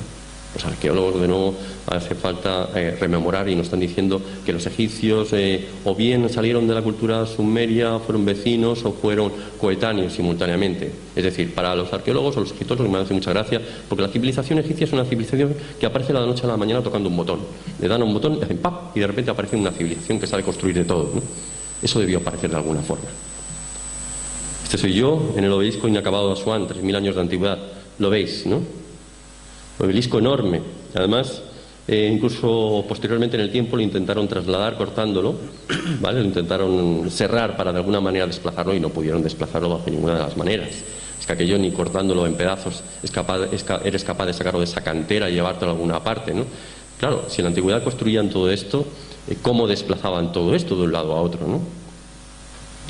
Aviones de Bolivia fabricados por los Quimbaya se encuentran en el Museo de Oro de Bogotá. Nave de Toprakale, Turquía, 3000 antes de Cristo. En la antigüedad sabían, al menos, o parece que utilizaban o parecían como que en lugar de... Porque mirad, por ejemplo, tiene cola. Además lo he traído por aquí para que lo veamos. Tiene cola. Cola de avión. Es que esto no es un pájaro. ¿Esto qué significa? Que conocían al menos la forma de planear, o conocían algún tipo de forma de volar, de vuelo, ¿no? Parece como que esas máquinas que nos mencionan, haciendo mención a esos dioses que son capaces de volar a través del tiempo y demás, como que fueran reales, ¿no? Esferas de Costa Rica, según nos dicen otra vez los historiadores, tienen 3000 años de antigüedad. Ahí las podéis otra vez ver de nuevo. Las esferas aparecen por todas partes, están distribuidas por todo el mundo. Pero cuidado, tú les preguntas a los de la zona y te dicen, no, esto fue construido por los mayas. Ya, y los mayas se fueron de nuevo allí a Bosnia y las construyeron de nuevo en Bosnia, y se fueron a Nueva Zelanda y las construyeron de Nueva Zelanda. Mentira y gorda. Además, esto significa ni más ni menos que hubo una cultura muy antigua que se dedicó a construirlas en algún momento determinado de nuestra historia. Y esto tiene más años de lo que nos intentan hacer ver. Mirad los agujeros de Broca, 2686 a.C. Aquí puse una moneda para que veáis el tamaño de las mismas. ¿Veis las espirales, como para que no quede claro que eso significa que tenía algún tipo de maquinaria. Cuando entréis en el Museo del Cairo, nada más entrar también al comienzo, fijaos en los sarcófagos. Los sarcófagos eran desplazados porque tenían agujeros, y esos agujeros significaban que ponían algún tipo de palo y a partir de ahí levantaban. Pero claro, para poder poner ese palo necesitaban hacer esos agujeros. ¿Con qué lo hacían? Con algún tipo de maquinaria. La maquinaria existía. ¿Cómo es posible que los egipcios tuvieran maquinaria que funcionara con electricidad y mucho más maquinaria de este estilo, ¿no? Esto es lo que descubrimos allí en Rusia este verano. Esto es la ciudad de Arcaín. Esto aparecerá en la revista Enigmas en el mes de noviembre, según me ha comentado mi buen amigo Lorenzo Fernández Bueno, ¿no? El artículo que le hemos preparado para allá. Esto es una maqueta y esto es parte de lo que encontramos allí en la estepa de los Urales. Fijaos el aspecto de la ciudad. Una ciudad concéntrica, con múltiples anillos, donde hay 35 celdas, 25 en su interior, 4 puertas orientadas hacia los 4 puntos cardinales. Allí vivían 2.500 personas en el 1700 a.C. Todo está rodeado de montañas repletas de grutas, donde se han encontrado incluso que allí en esas grutas habitaba gente. Pero estos estaban totalmente aislados de todo lo que hubiera a su alrededor. Y estaban aislados en algún tipo de ciudad que no sé si os suena de algo, porque es una ciudad concéntrica de anillos, donde además los canales que hay en su interior, como aquí se ve en la maqueta, eran canales por donde pasaba el agua, es decir, por aquí había un río y cuando el río se desbordaba les llegaba la comida, les llegaban incluso hasta los peces. ¿Os suena de algo? Porque esto a mí me parece muchísimo a la Atlántida de Platón. Yo creo que en la antigüedad, cuando muchos de estos constructores de la antigüedad se ponen a construir, lo que están haciendo muchas veces es imitar algo de un pasado desaparecido para nosotros. Fijaos que se encuentra además allí en Rusia. Curioso, este personaje apareció por allí. Hay una cosa que me gusta mucho de la ciudad de Arcaín, que hay escritura. La escritura es Rigveda. ¿Os suenan los Rigvedas? Los Rigvedas los comenté anteriormente. Son aquellos textos hinduistas que hacen mención a la guerra de los cielos, donde aparecen unos dioses que continuamente están luchando con máquinas entre sí, ¿de acuerdo? Que montan en los llamados vimanas. Vale, los Rigvedas son la escritura que se encuentra en la ciudad de Arcaín. Este personaje es uno de los centinelas que se encargaban de mirar constantemente a los cielos. Parece ser que hacían construir este tipo algunos artistas se ponían a diseñar este tipo de hombres, como mencionando que constantemente estaban vigilando los cielos. Por cierto, tenéis uno aquí. No lo podíamos dejar allí, ¿eh? Había que traérselo.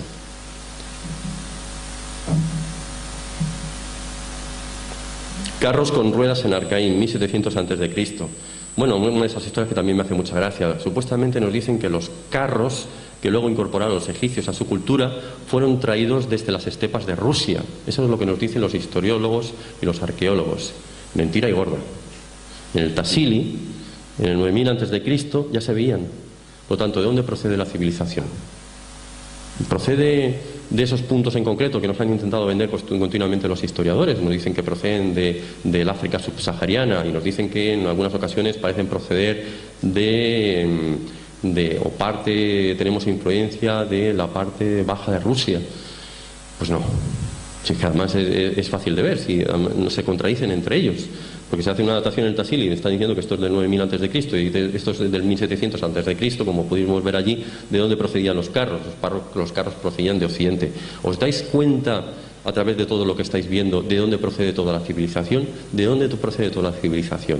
De Occidente, del oeste. Contra más nos vamos a Occidente, más nos vamos al oeste, más antiguo es todo. Y siempre que hagamos... siempre que estemos estudiando al hombre civilizado, evidentemente si nos vamos a ese mono simiesco, nos vamos al África subsahariana, ¿no? Disco de Festos, de 15 centímetros, está en el Museo de Heraclión en Creta, descubierto en 1908, nadie ha podido traducirlo. Sin embargo, el disco de Festos tiene una escritura muy similar a la escritura íbera, se podría traducir. Lo que pasa es que nadie se ha cuestionado el que pudiera parecerse a los íberos, ¿no? A la escritura de los íberos. Réplica de la misma, de nuevo está aquí, por ambos lados, ¿eh? Una réplica que me hizo este australiano que posteriormente me diseñó la tablilla de Ciro, ¿no? O que me dio una copia de las 5 que hay repartidas en estos museos varios dispersados por el mundo. La isla de Pascua. ¿Cómo se levantaron los Moai? 85 toneladas de peso. La tradición cuenta que llegaron desde Giva. Mirad una cosa curiosa. El rongo rongo, los caracteres rongo rongo, que ahora dicen que son imposibles de traducir, se parece mucho al indoeuropeo. Ahí lo vamos viendo, ¿no? En el Valle del Indo, en la isla de Pascua. ¿Vale? En el Valle del Indo, estos son los caracteres del Valle del Indo. Estos son los caracteres de la isla de Pascua. Caracteres del Valle del Indo, caracteres de la isla de Pascua, caracteres del Valle del Indo, caracteres de la isla de Pascua. ¿Por qué no toman en cuenta estas cosas? Dicen, los caracteres de la isla, los caracteres rongo rongo son imposibles de traducir. Claro, si nos sometemos al criterio de que parece como que estemos intentando encontrar una piedra roseta que nos dé la posibilidad de desentrañar lo que hay allí escrito. Pero ojo, si ahora resulta que podemos compararlo con lo indoeuropeo, ¿por qué no a partir de la escritura indoeuropea intentamos hacer una traducción de los mismos a ver qué es lo que dice? Porque en definitiva yo estoy viendo lo mismo. Lámpara de Endera, 378 a.C. En el templo de Endera. Hay que meterse allí, además José Alberto también lo sabe, que te tienes que meter ahí abajo de uno de estos templos y estás ahí como asfixiado y es imposible hacer una fotografía, pero buenamente te sacas ahí la cámara como a ver si encuentras un buen ángulo y haces la fotografía correspondiente. ¿Ahí las veis? Las lámparas que ellos llamaban lámparas perpetuas, ¿los veis? Y además tienen una especie de cable que parecen dirigirse hacia algún tipo de generador en alguna parte. Bueno, es más, es que aquí se ve lo que ellos llamaban la pila de Bagdad. Son unas pilas enormes que además están en el Museo de Bagdad y que se supone que estas pilas se podían llenar de lejía y diversos sulfatos, lo cual generaban un voltaje pequeño, pero voltaje en definitiva. ¿Cómo podemos obtener un voltaje mayor? Sencillo, las unimos en serie. A partir de ahí obtenemos un voltaje mayor, es decir, podemos utilizar diversas pilas, como hacemos en la actualidad, ¿no? Colocamos una de 1,5, una de 1,5, una de 1,5 y tenemos voltajes muchísimo mayores. Pues ellos podían hacer exactamente lo mismo para tener algún tipo de pila que les suministrara voltaje para algún tipo de aparato con el que estaban trabajando. Y todo eso se puede ver allí, sí que además es visible. ¿Eso qué significa? ¿Que estaban utilizando algún tipo de herramienta, de maquinaria, de tecnología?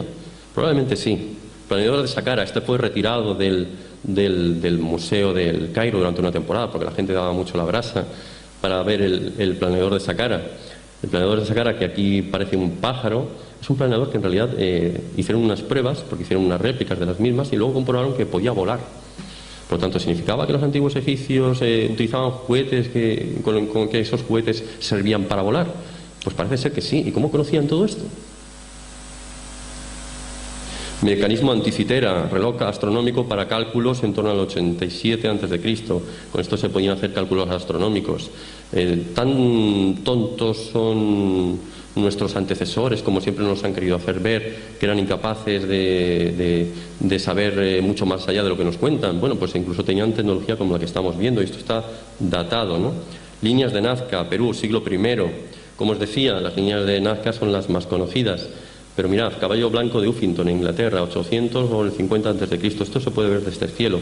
No están solamente en la zona de Cuzco, es que hay muchos otros lugares del mundo donde se pueden ver. Y todo esto está hecho para ser visto desde el cielo. Tribu de los Dogón, existencia de Sirio, ya lo conocéis sobradamente, ¿no? Nos hablan de un Sirio A, un Sirio B y probablemente de un Sirio C, ¿no?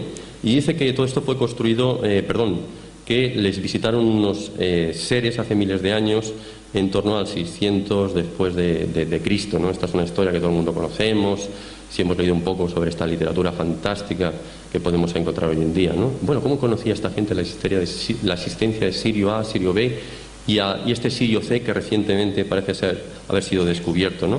Sacsayhuamán, a ver si lo pronuncio adecuadamente. Lugar donde se sacía el halcón, ¿no? Mirad, una garra. ¿Cómo se pueden dar o cómo se pueden construir estas formas, ¿no? Hay un testimonio, ¿sabes? Hay una cosa muy curiosa. A mí ellos decían que los incas hablan de que tienen un dios primigenio llamado Inca, que a mí siempre me recuerda mucho al dios Enki. Es algo que, bueno, lo dejo caer, ¿no? Y dice que tienen una serie de plantas que ellos consideran sagradas, A ver si lo pone por aquí. Ellos consideran, bueno, no sé si lo he puesto, tienen una serie de plantas que ellos consideran sagradas, y entre ellas está la hoja de la coca, que la consideran sagrada, que luego, posteriormente, la acabaron encontrando los conquistadores españoles y la utilizaron para otros menesteres, como ya sabéis. Y hay una planta que ellos llamaban la planta ayaconchi, y la planta ayaconchi es una planta ablandapiedras. Yo no sé si os suena esta historia. Percival Fawcett, que ahora va a tener dentro de poco la película en la que la protagoniza Brad Pitt, que se supone que encuentra la ciudad perdida de Zeta en alguna parte,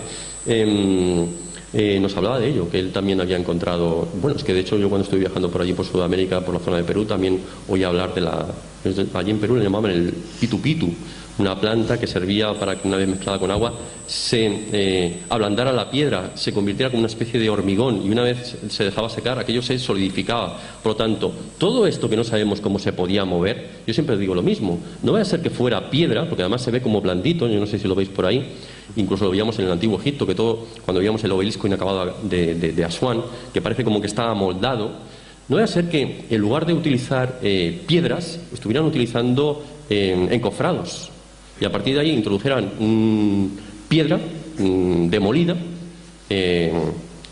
sumergida en esta especie de agua con la planta que estamos viendo, y a partir de ahí simplemente dejaban que se solidificara y ya está, ya lo tenían, y a partir de ahí ya lo colocaban en su posición natural. ¿Eso qué implicaba? Que no tenían que desplazar, o sea, no tenían que llevarlo miles de kilómetros desde una cantera, sino que simplemente cogían esa piedra, la destrozaban en el mismo sitio donde iban a construir, hacían el encofrado y simplemente levantaban y lo colocaban en aquel lugar.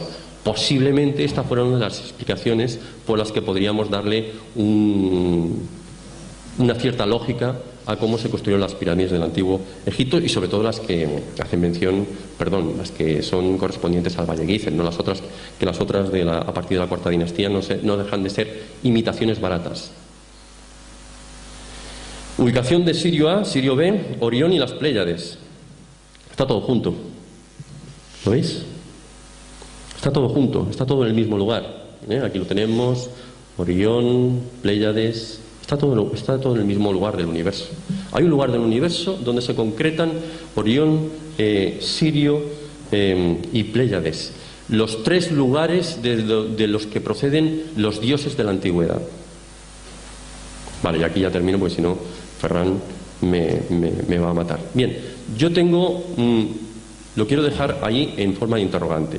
¿Qué sucedió en la antigüedad? Para mí solamente hay dos posibilidades.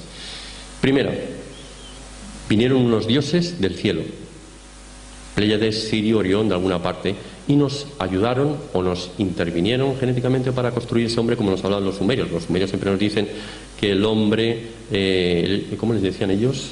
Los dioses, para los dioses éramos lulús, y lulús significan híbridos.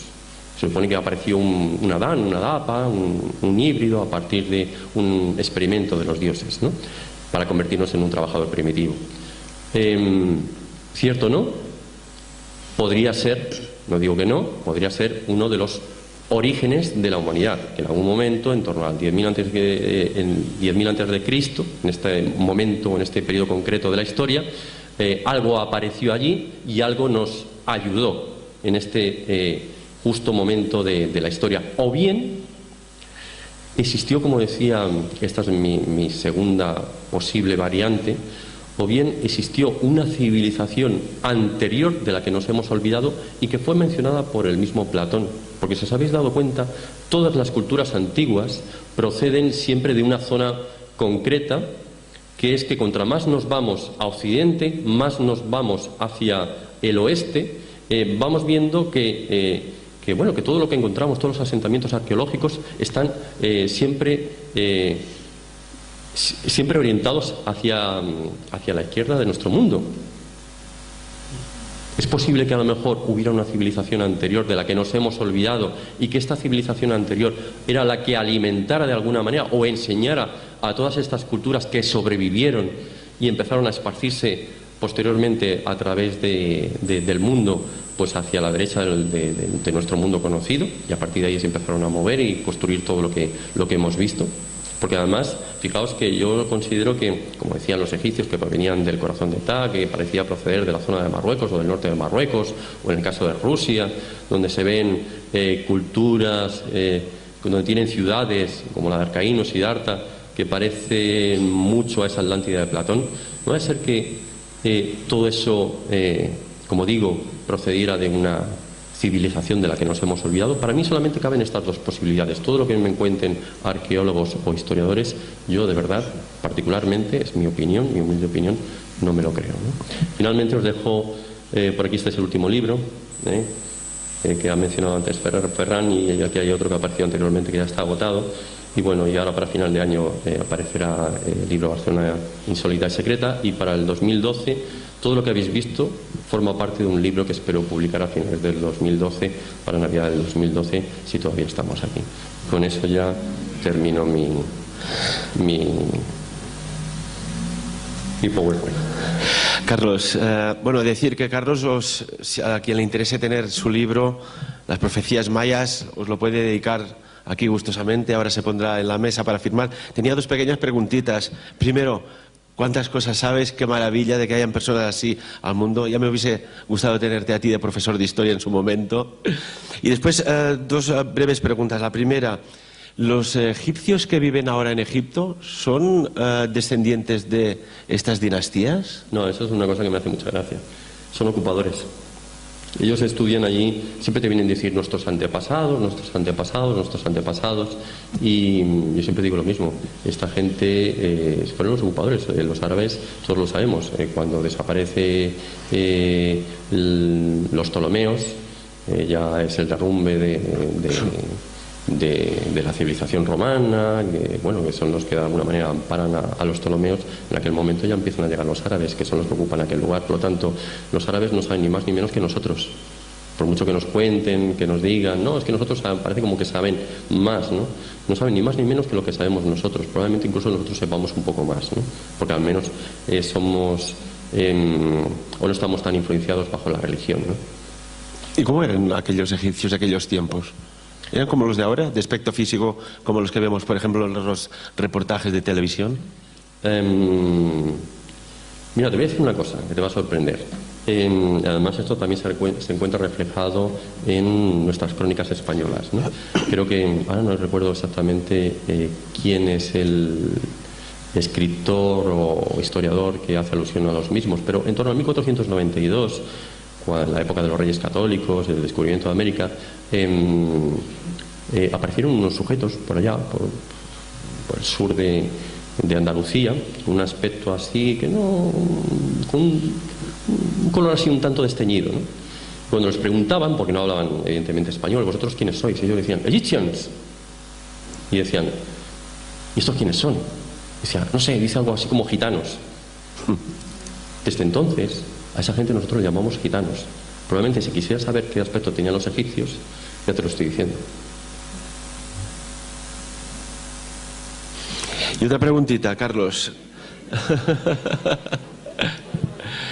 Otra preguntita. Me comentaba un buen amigo mío que cuando fue a visitar la cultura maya, sus grandes obras que han quedado aquí para la posteridad, le preguntó al vigilante que había en el parque, pero bueno, ¿dónde están los cementerios? ¿Dónde están los esqueletos? ¿Dónde están toda esta gente que habitó aquella zona?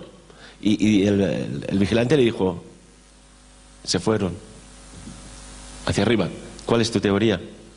Yo siempre, y supongo que aquí lo habrá comentado alguno de los presentes, considero, igual que la inmensa mayoría, considero que las pirámides del Valle de Gizeh, aquellas en las que vemos que aquello tiene otro tipo de construcción, que no son precisamente templos funerarios, sino que parecen otra cosa. Incluso alguno de vosotros habrá estado allá, habrá utilizado, como se le dice al aparatito este que utilizan los músicos, que hacen pam y suena así una nota musical, le dicen diapasón. Hemos visto que aquello tiene otra connotación, ¿no? Allí parece como que se intentan emitir determinadas frecuencias. Allí nunca se ha encontrado, evidentemente, aquello que nos dicen que es un sarcófago, no es un sarcófago, parece otra cosa, ¿no? Yo siempre considero que lo que nos llaman o nos dicen tercera dinastía no es tercera dinastía. Eso para mí es la dinastía más antigua, probablemente una dinastía cero, por así decirlo.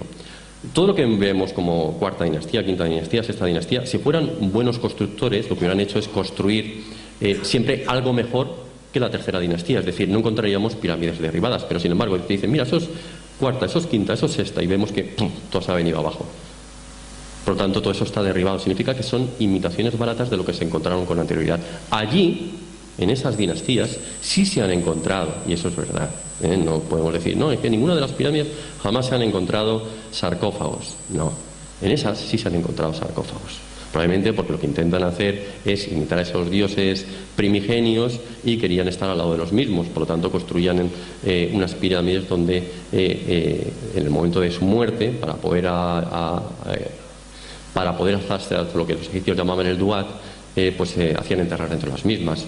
Pero en esas primeras pirámides ahí no hay nada. Como dices tú, aquellos dioses que llegaron allí fueron los que no quizá las construyeron, sino que enseñaron a otros cómo construirlas. Aquellos desaparecieron y no se sabe ni dónde están, ¿no?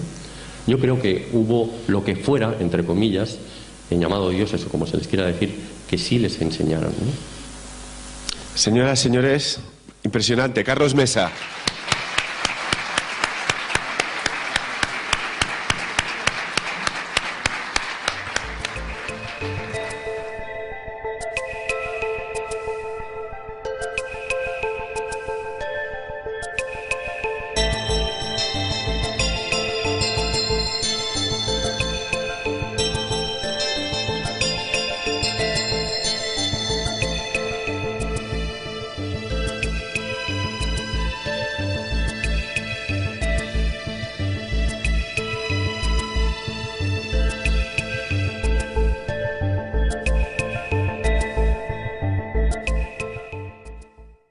A pesar de que sabemos que es un plural, sencillamente como Dios.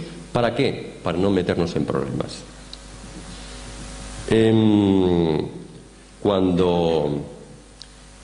Además, Dios es un personaje curioso, o Yahvé es un personaje curioso, ahora os mencionaré dónde aparece la palabra Yahvé, porque no le gusta que le llamen por su nombre. Y además los hebreos intentan evitarlo y muchas veces hacen referencia a él sencillamente como Adonai, Señor, u otro tipo de sinónimos, ¿no? ¿De dónde aparece la palabra Yahvé? Bueno, la palabra Yahvé es un acrónimo que nosotros conocemos como Tetragrámaton, sobre todo con la gente que se ocupa de lo místico, de lo teológico, y proviene del Yod-Hei Bat-Hei, que significa yo soy el que soy. Tenemos que otra vez echar la memoria hacia atrás y recordar que cuando Moisés encuentra esa zarza ardiendo en la Biblia, en las Sagradas Escrituras nos los comenta, y está delante de ella, que por cierto la palabra zarza se puede traducir de otra manera totalmente diferente en hebreo bíblico, y se podría traducir incluso hasta como máquina. Fijaos lo que quiero decir con todo ello. Le pregunta a esa zarza ardiendo, oye, ¿cómo tengo que anunciarte ante mi pueblo? Y lo que hubiera delante de él le contesta, Yo-Hei Bat-Hei, yo soy el que soy. Más o menos como venirle a decir, llámame Pepito, Juanito, como te dé la gana.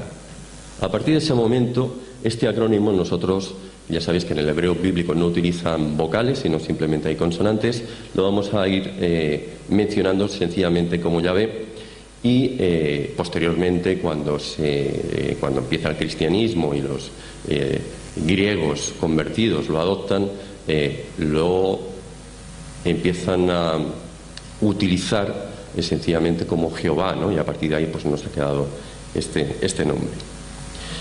¿Por qué os comento todo esto? Luego lo veréis, porque yo tengo una teoría en la cual sostengo que todos los dioses son los mismos, incluidos nuestros dioses bíblicos. Pero claro, para poder decir algo similar hace falta verificarlo, y eso es lo que buenamente, o dentro de mi humildad, intento, ¿no? Este señor yo creo que lo conoce todo el mundo sobradamente. Este señor es Zecarías Sitchin, fallecido recientemente en el año 2010, como sabéis. Además, últimamente están editando muchos libros o reeditando muchos libros suyos, incluso están apareciendo libros póstumos.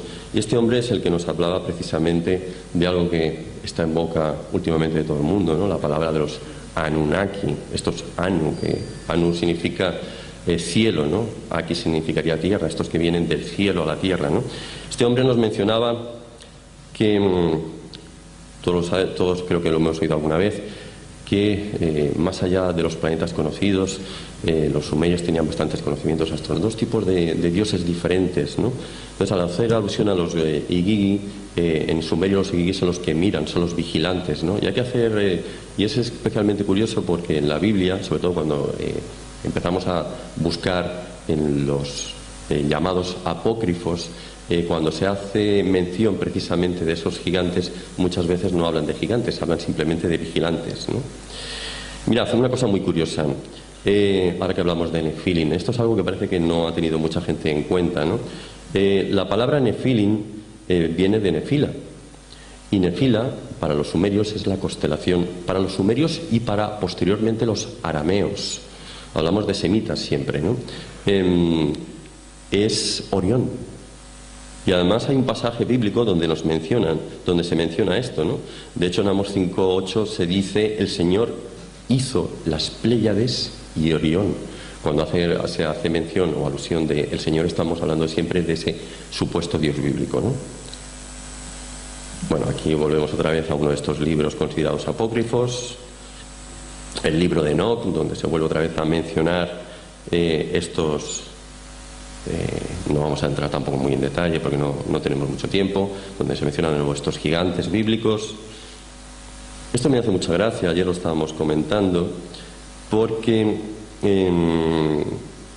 me lo pongo un poco en cuarentena, no lo tengo todavía del todo claro, pero esta es la puerta de Istar que se puede encontrar en el Museo del Louvre.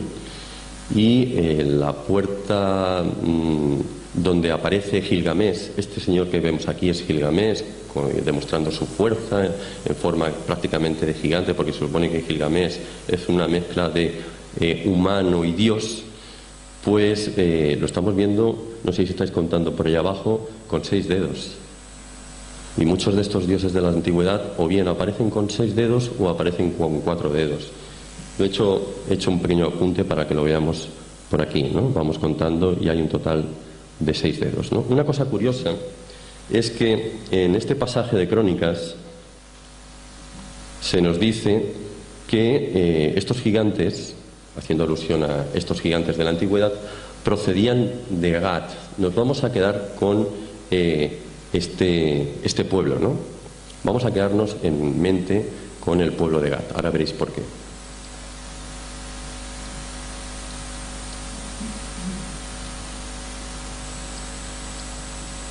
Aquí ha sucedido algo y no sé exactamente el qué.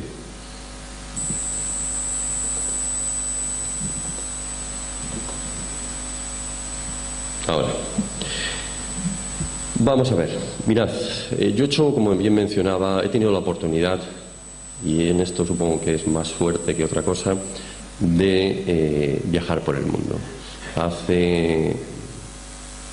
En estos momentos tengo unos 46 años. Cuando empecé dentro del periodismo, yo soy periodista, licenciado en Ciencias de la Información, económicos, y nos mencionaba que había habido un planeta llamado Nibiru, o Neberu, como se tendría que pronunciar correctamente, y que este planeta tenía una órbita elíptica de unos 3.600 años y que constantemente aparecía por aquí. Algunos creen,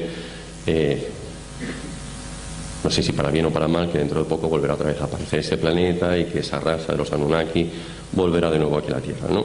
Sitchin incluso los mencionó como los Nefilim, ¿no? Y aquí los Nefilim aparecen dentro de la Biblia conforme es esa raza que parece entrecruzarse con las hijas de los hombres, ¿no? En la Biblia lo vemos muchas veces mencionado como los gigantes.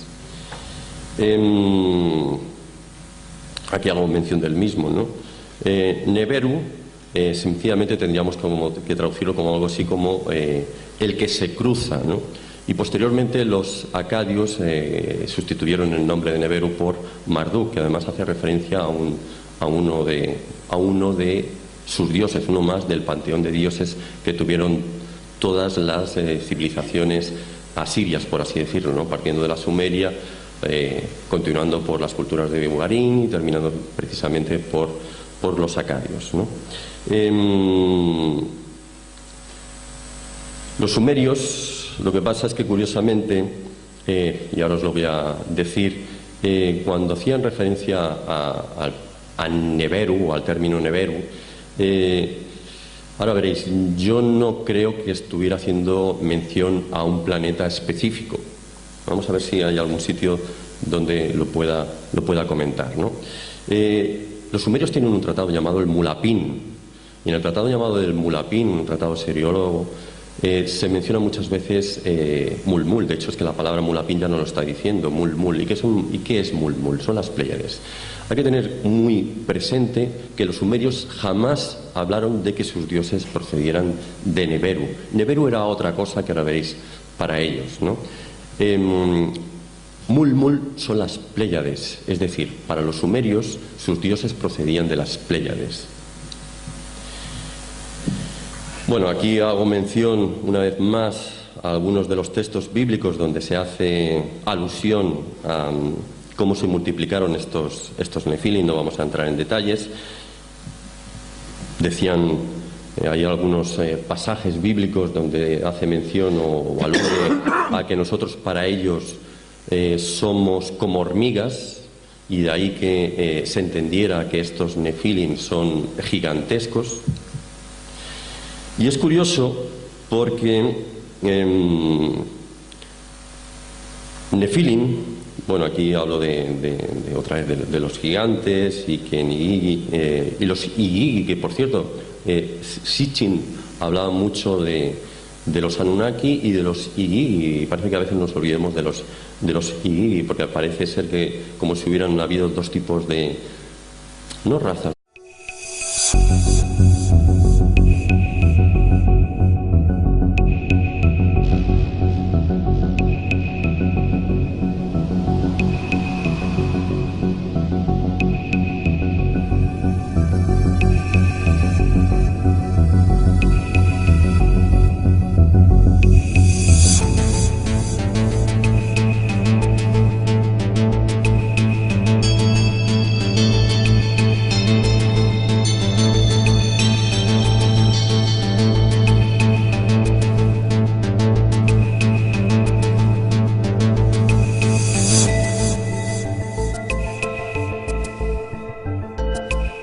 Damos la palabra a Carlos Mesa.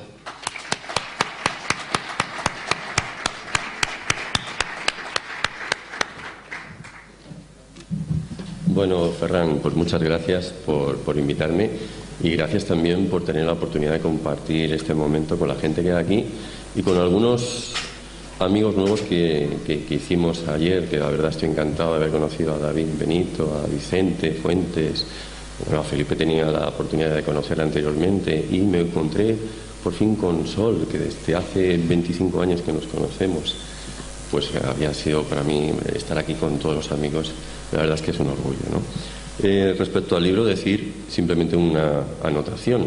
Es el único libro donde no se dice que hay un fin del mundo ni hay un cambio de conciencia planetaria. Es más, se desmitifica todo y además se explica el porqué detalladamente. Por lo tanto, vamos a ver qué tal funciona un libro de ese tipo, porque yo estoy convencido de que en el 2013 estaremos todos aquí y no habrá ocurrido absolutamente nada de nada. Bien, me voy a tener que poner esto porque uno alcanza peligrosamente la edad de los 50 años y esto se llama presbicia, así que me lo voy a colocar para poder ver y mostraros algunas cosas.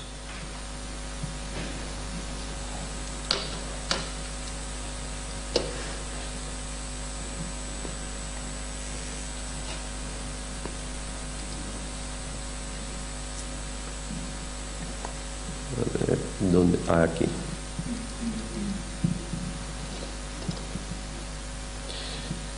Bueno, vamos a intentar resumirlo porque es una conferencia que es un poco larga.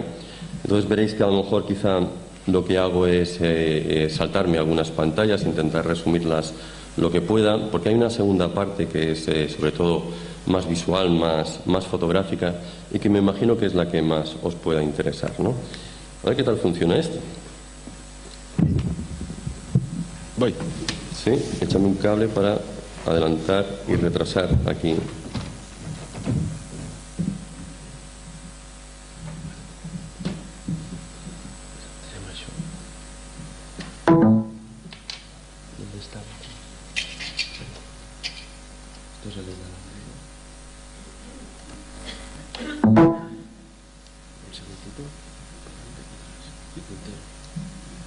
Vale. Muchas gracias, caballero. Bueno, vamos a ver. Mirad por dónde vamos a comenzar, ¿no? Vamos a hablar de los orígenes de la humanidad y lo que probablemente haya un origen alternativo más allá de lo que nos han contado siempre los historiadores, los arqueólogos, los egiptólogos, paleontólogos, todas estas personas que se ocupan de nuestro pasado, ¿no?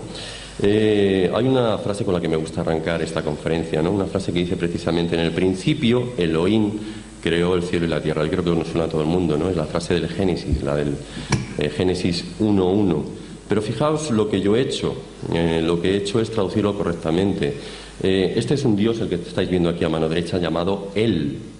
Bien, este es el Dios primigenio de los hebreos. Este es el Dios al que adoraban precisamente los seguidores de Moisés. Cuando Moisés desciende de la montaña y va con esos 10 mandamientos en la mano, se encuentra con que los suyos están adorando precisamente a un becerro, ¿no?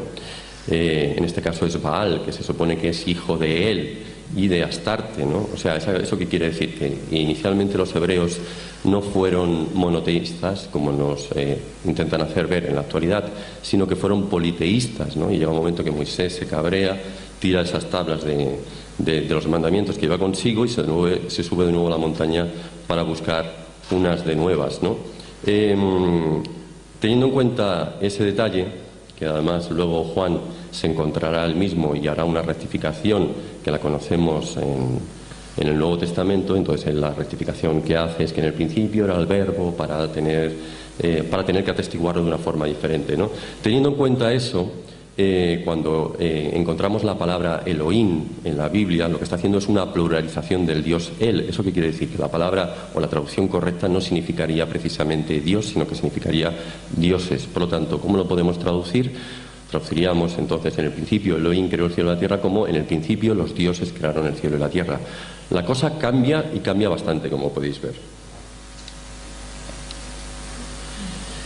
Mirad, ¿por qué entonces, creo que aquí lo estamos comentando, por qué entonces lo hemos traducido siempre como Dios? En el principio Dios creó el cielo y la tierra. Aquí lo comenta, hay un rabino llamado Shimon ben Yochai, que además lo instituyó prácticamente como ley a partir del siglo II después de Cristo. No se puede traducir desde ese momento, cada vez que encontremos la palabra Elohim, no la podemos traducir como dioses, se ha de traducir como Dios, sencilla y llanamente. Los cristianos vieron una solución teológica a todo esto, es decir, a partir del Concilio Nicea del 365 dijeron: si lo han hecho los hebreos, nosotros también lo podemos hacer. Y a partir de ese momento empezábamos nosotros a traducir la palabra Elohim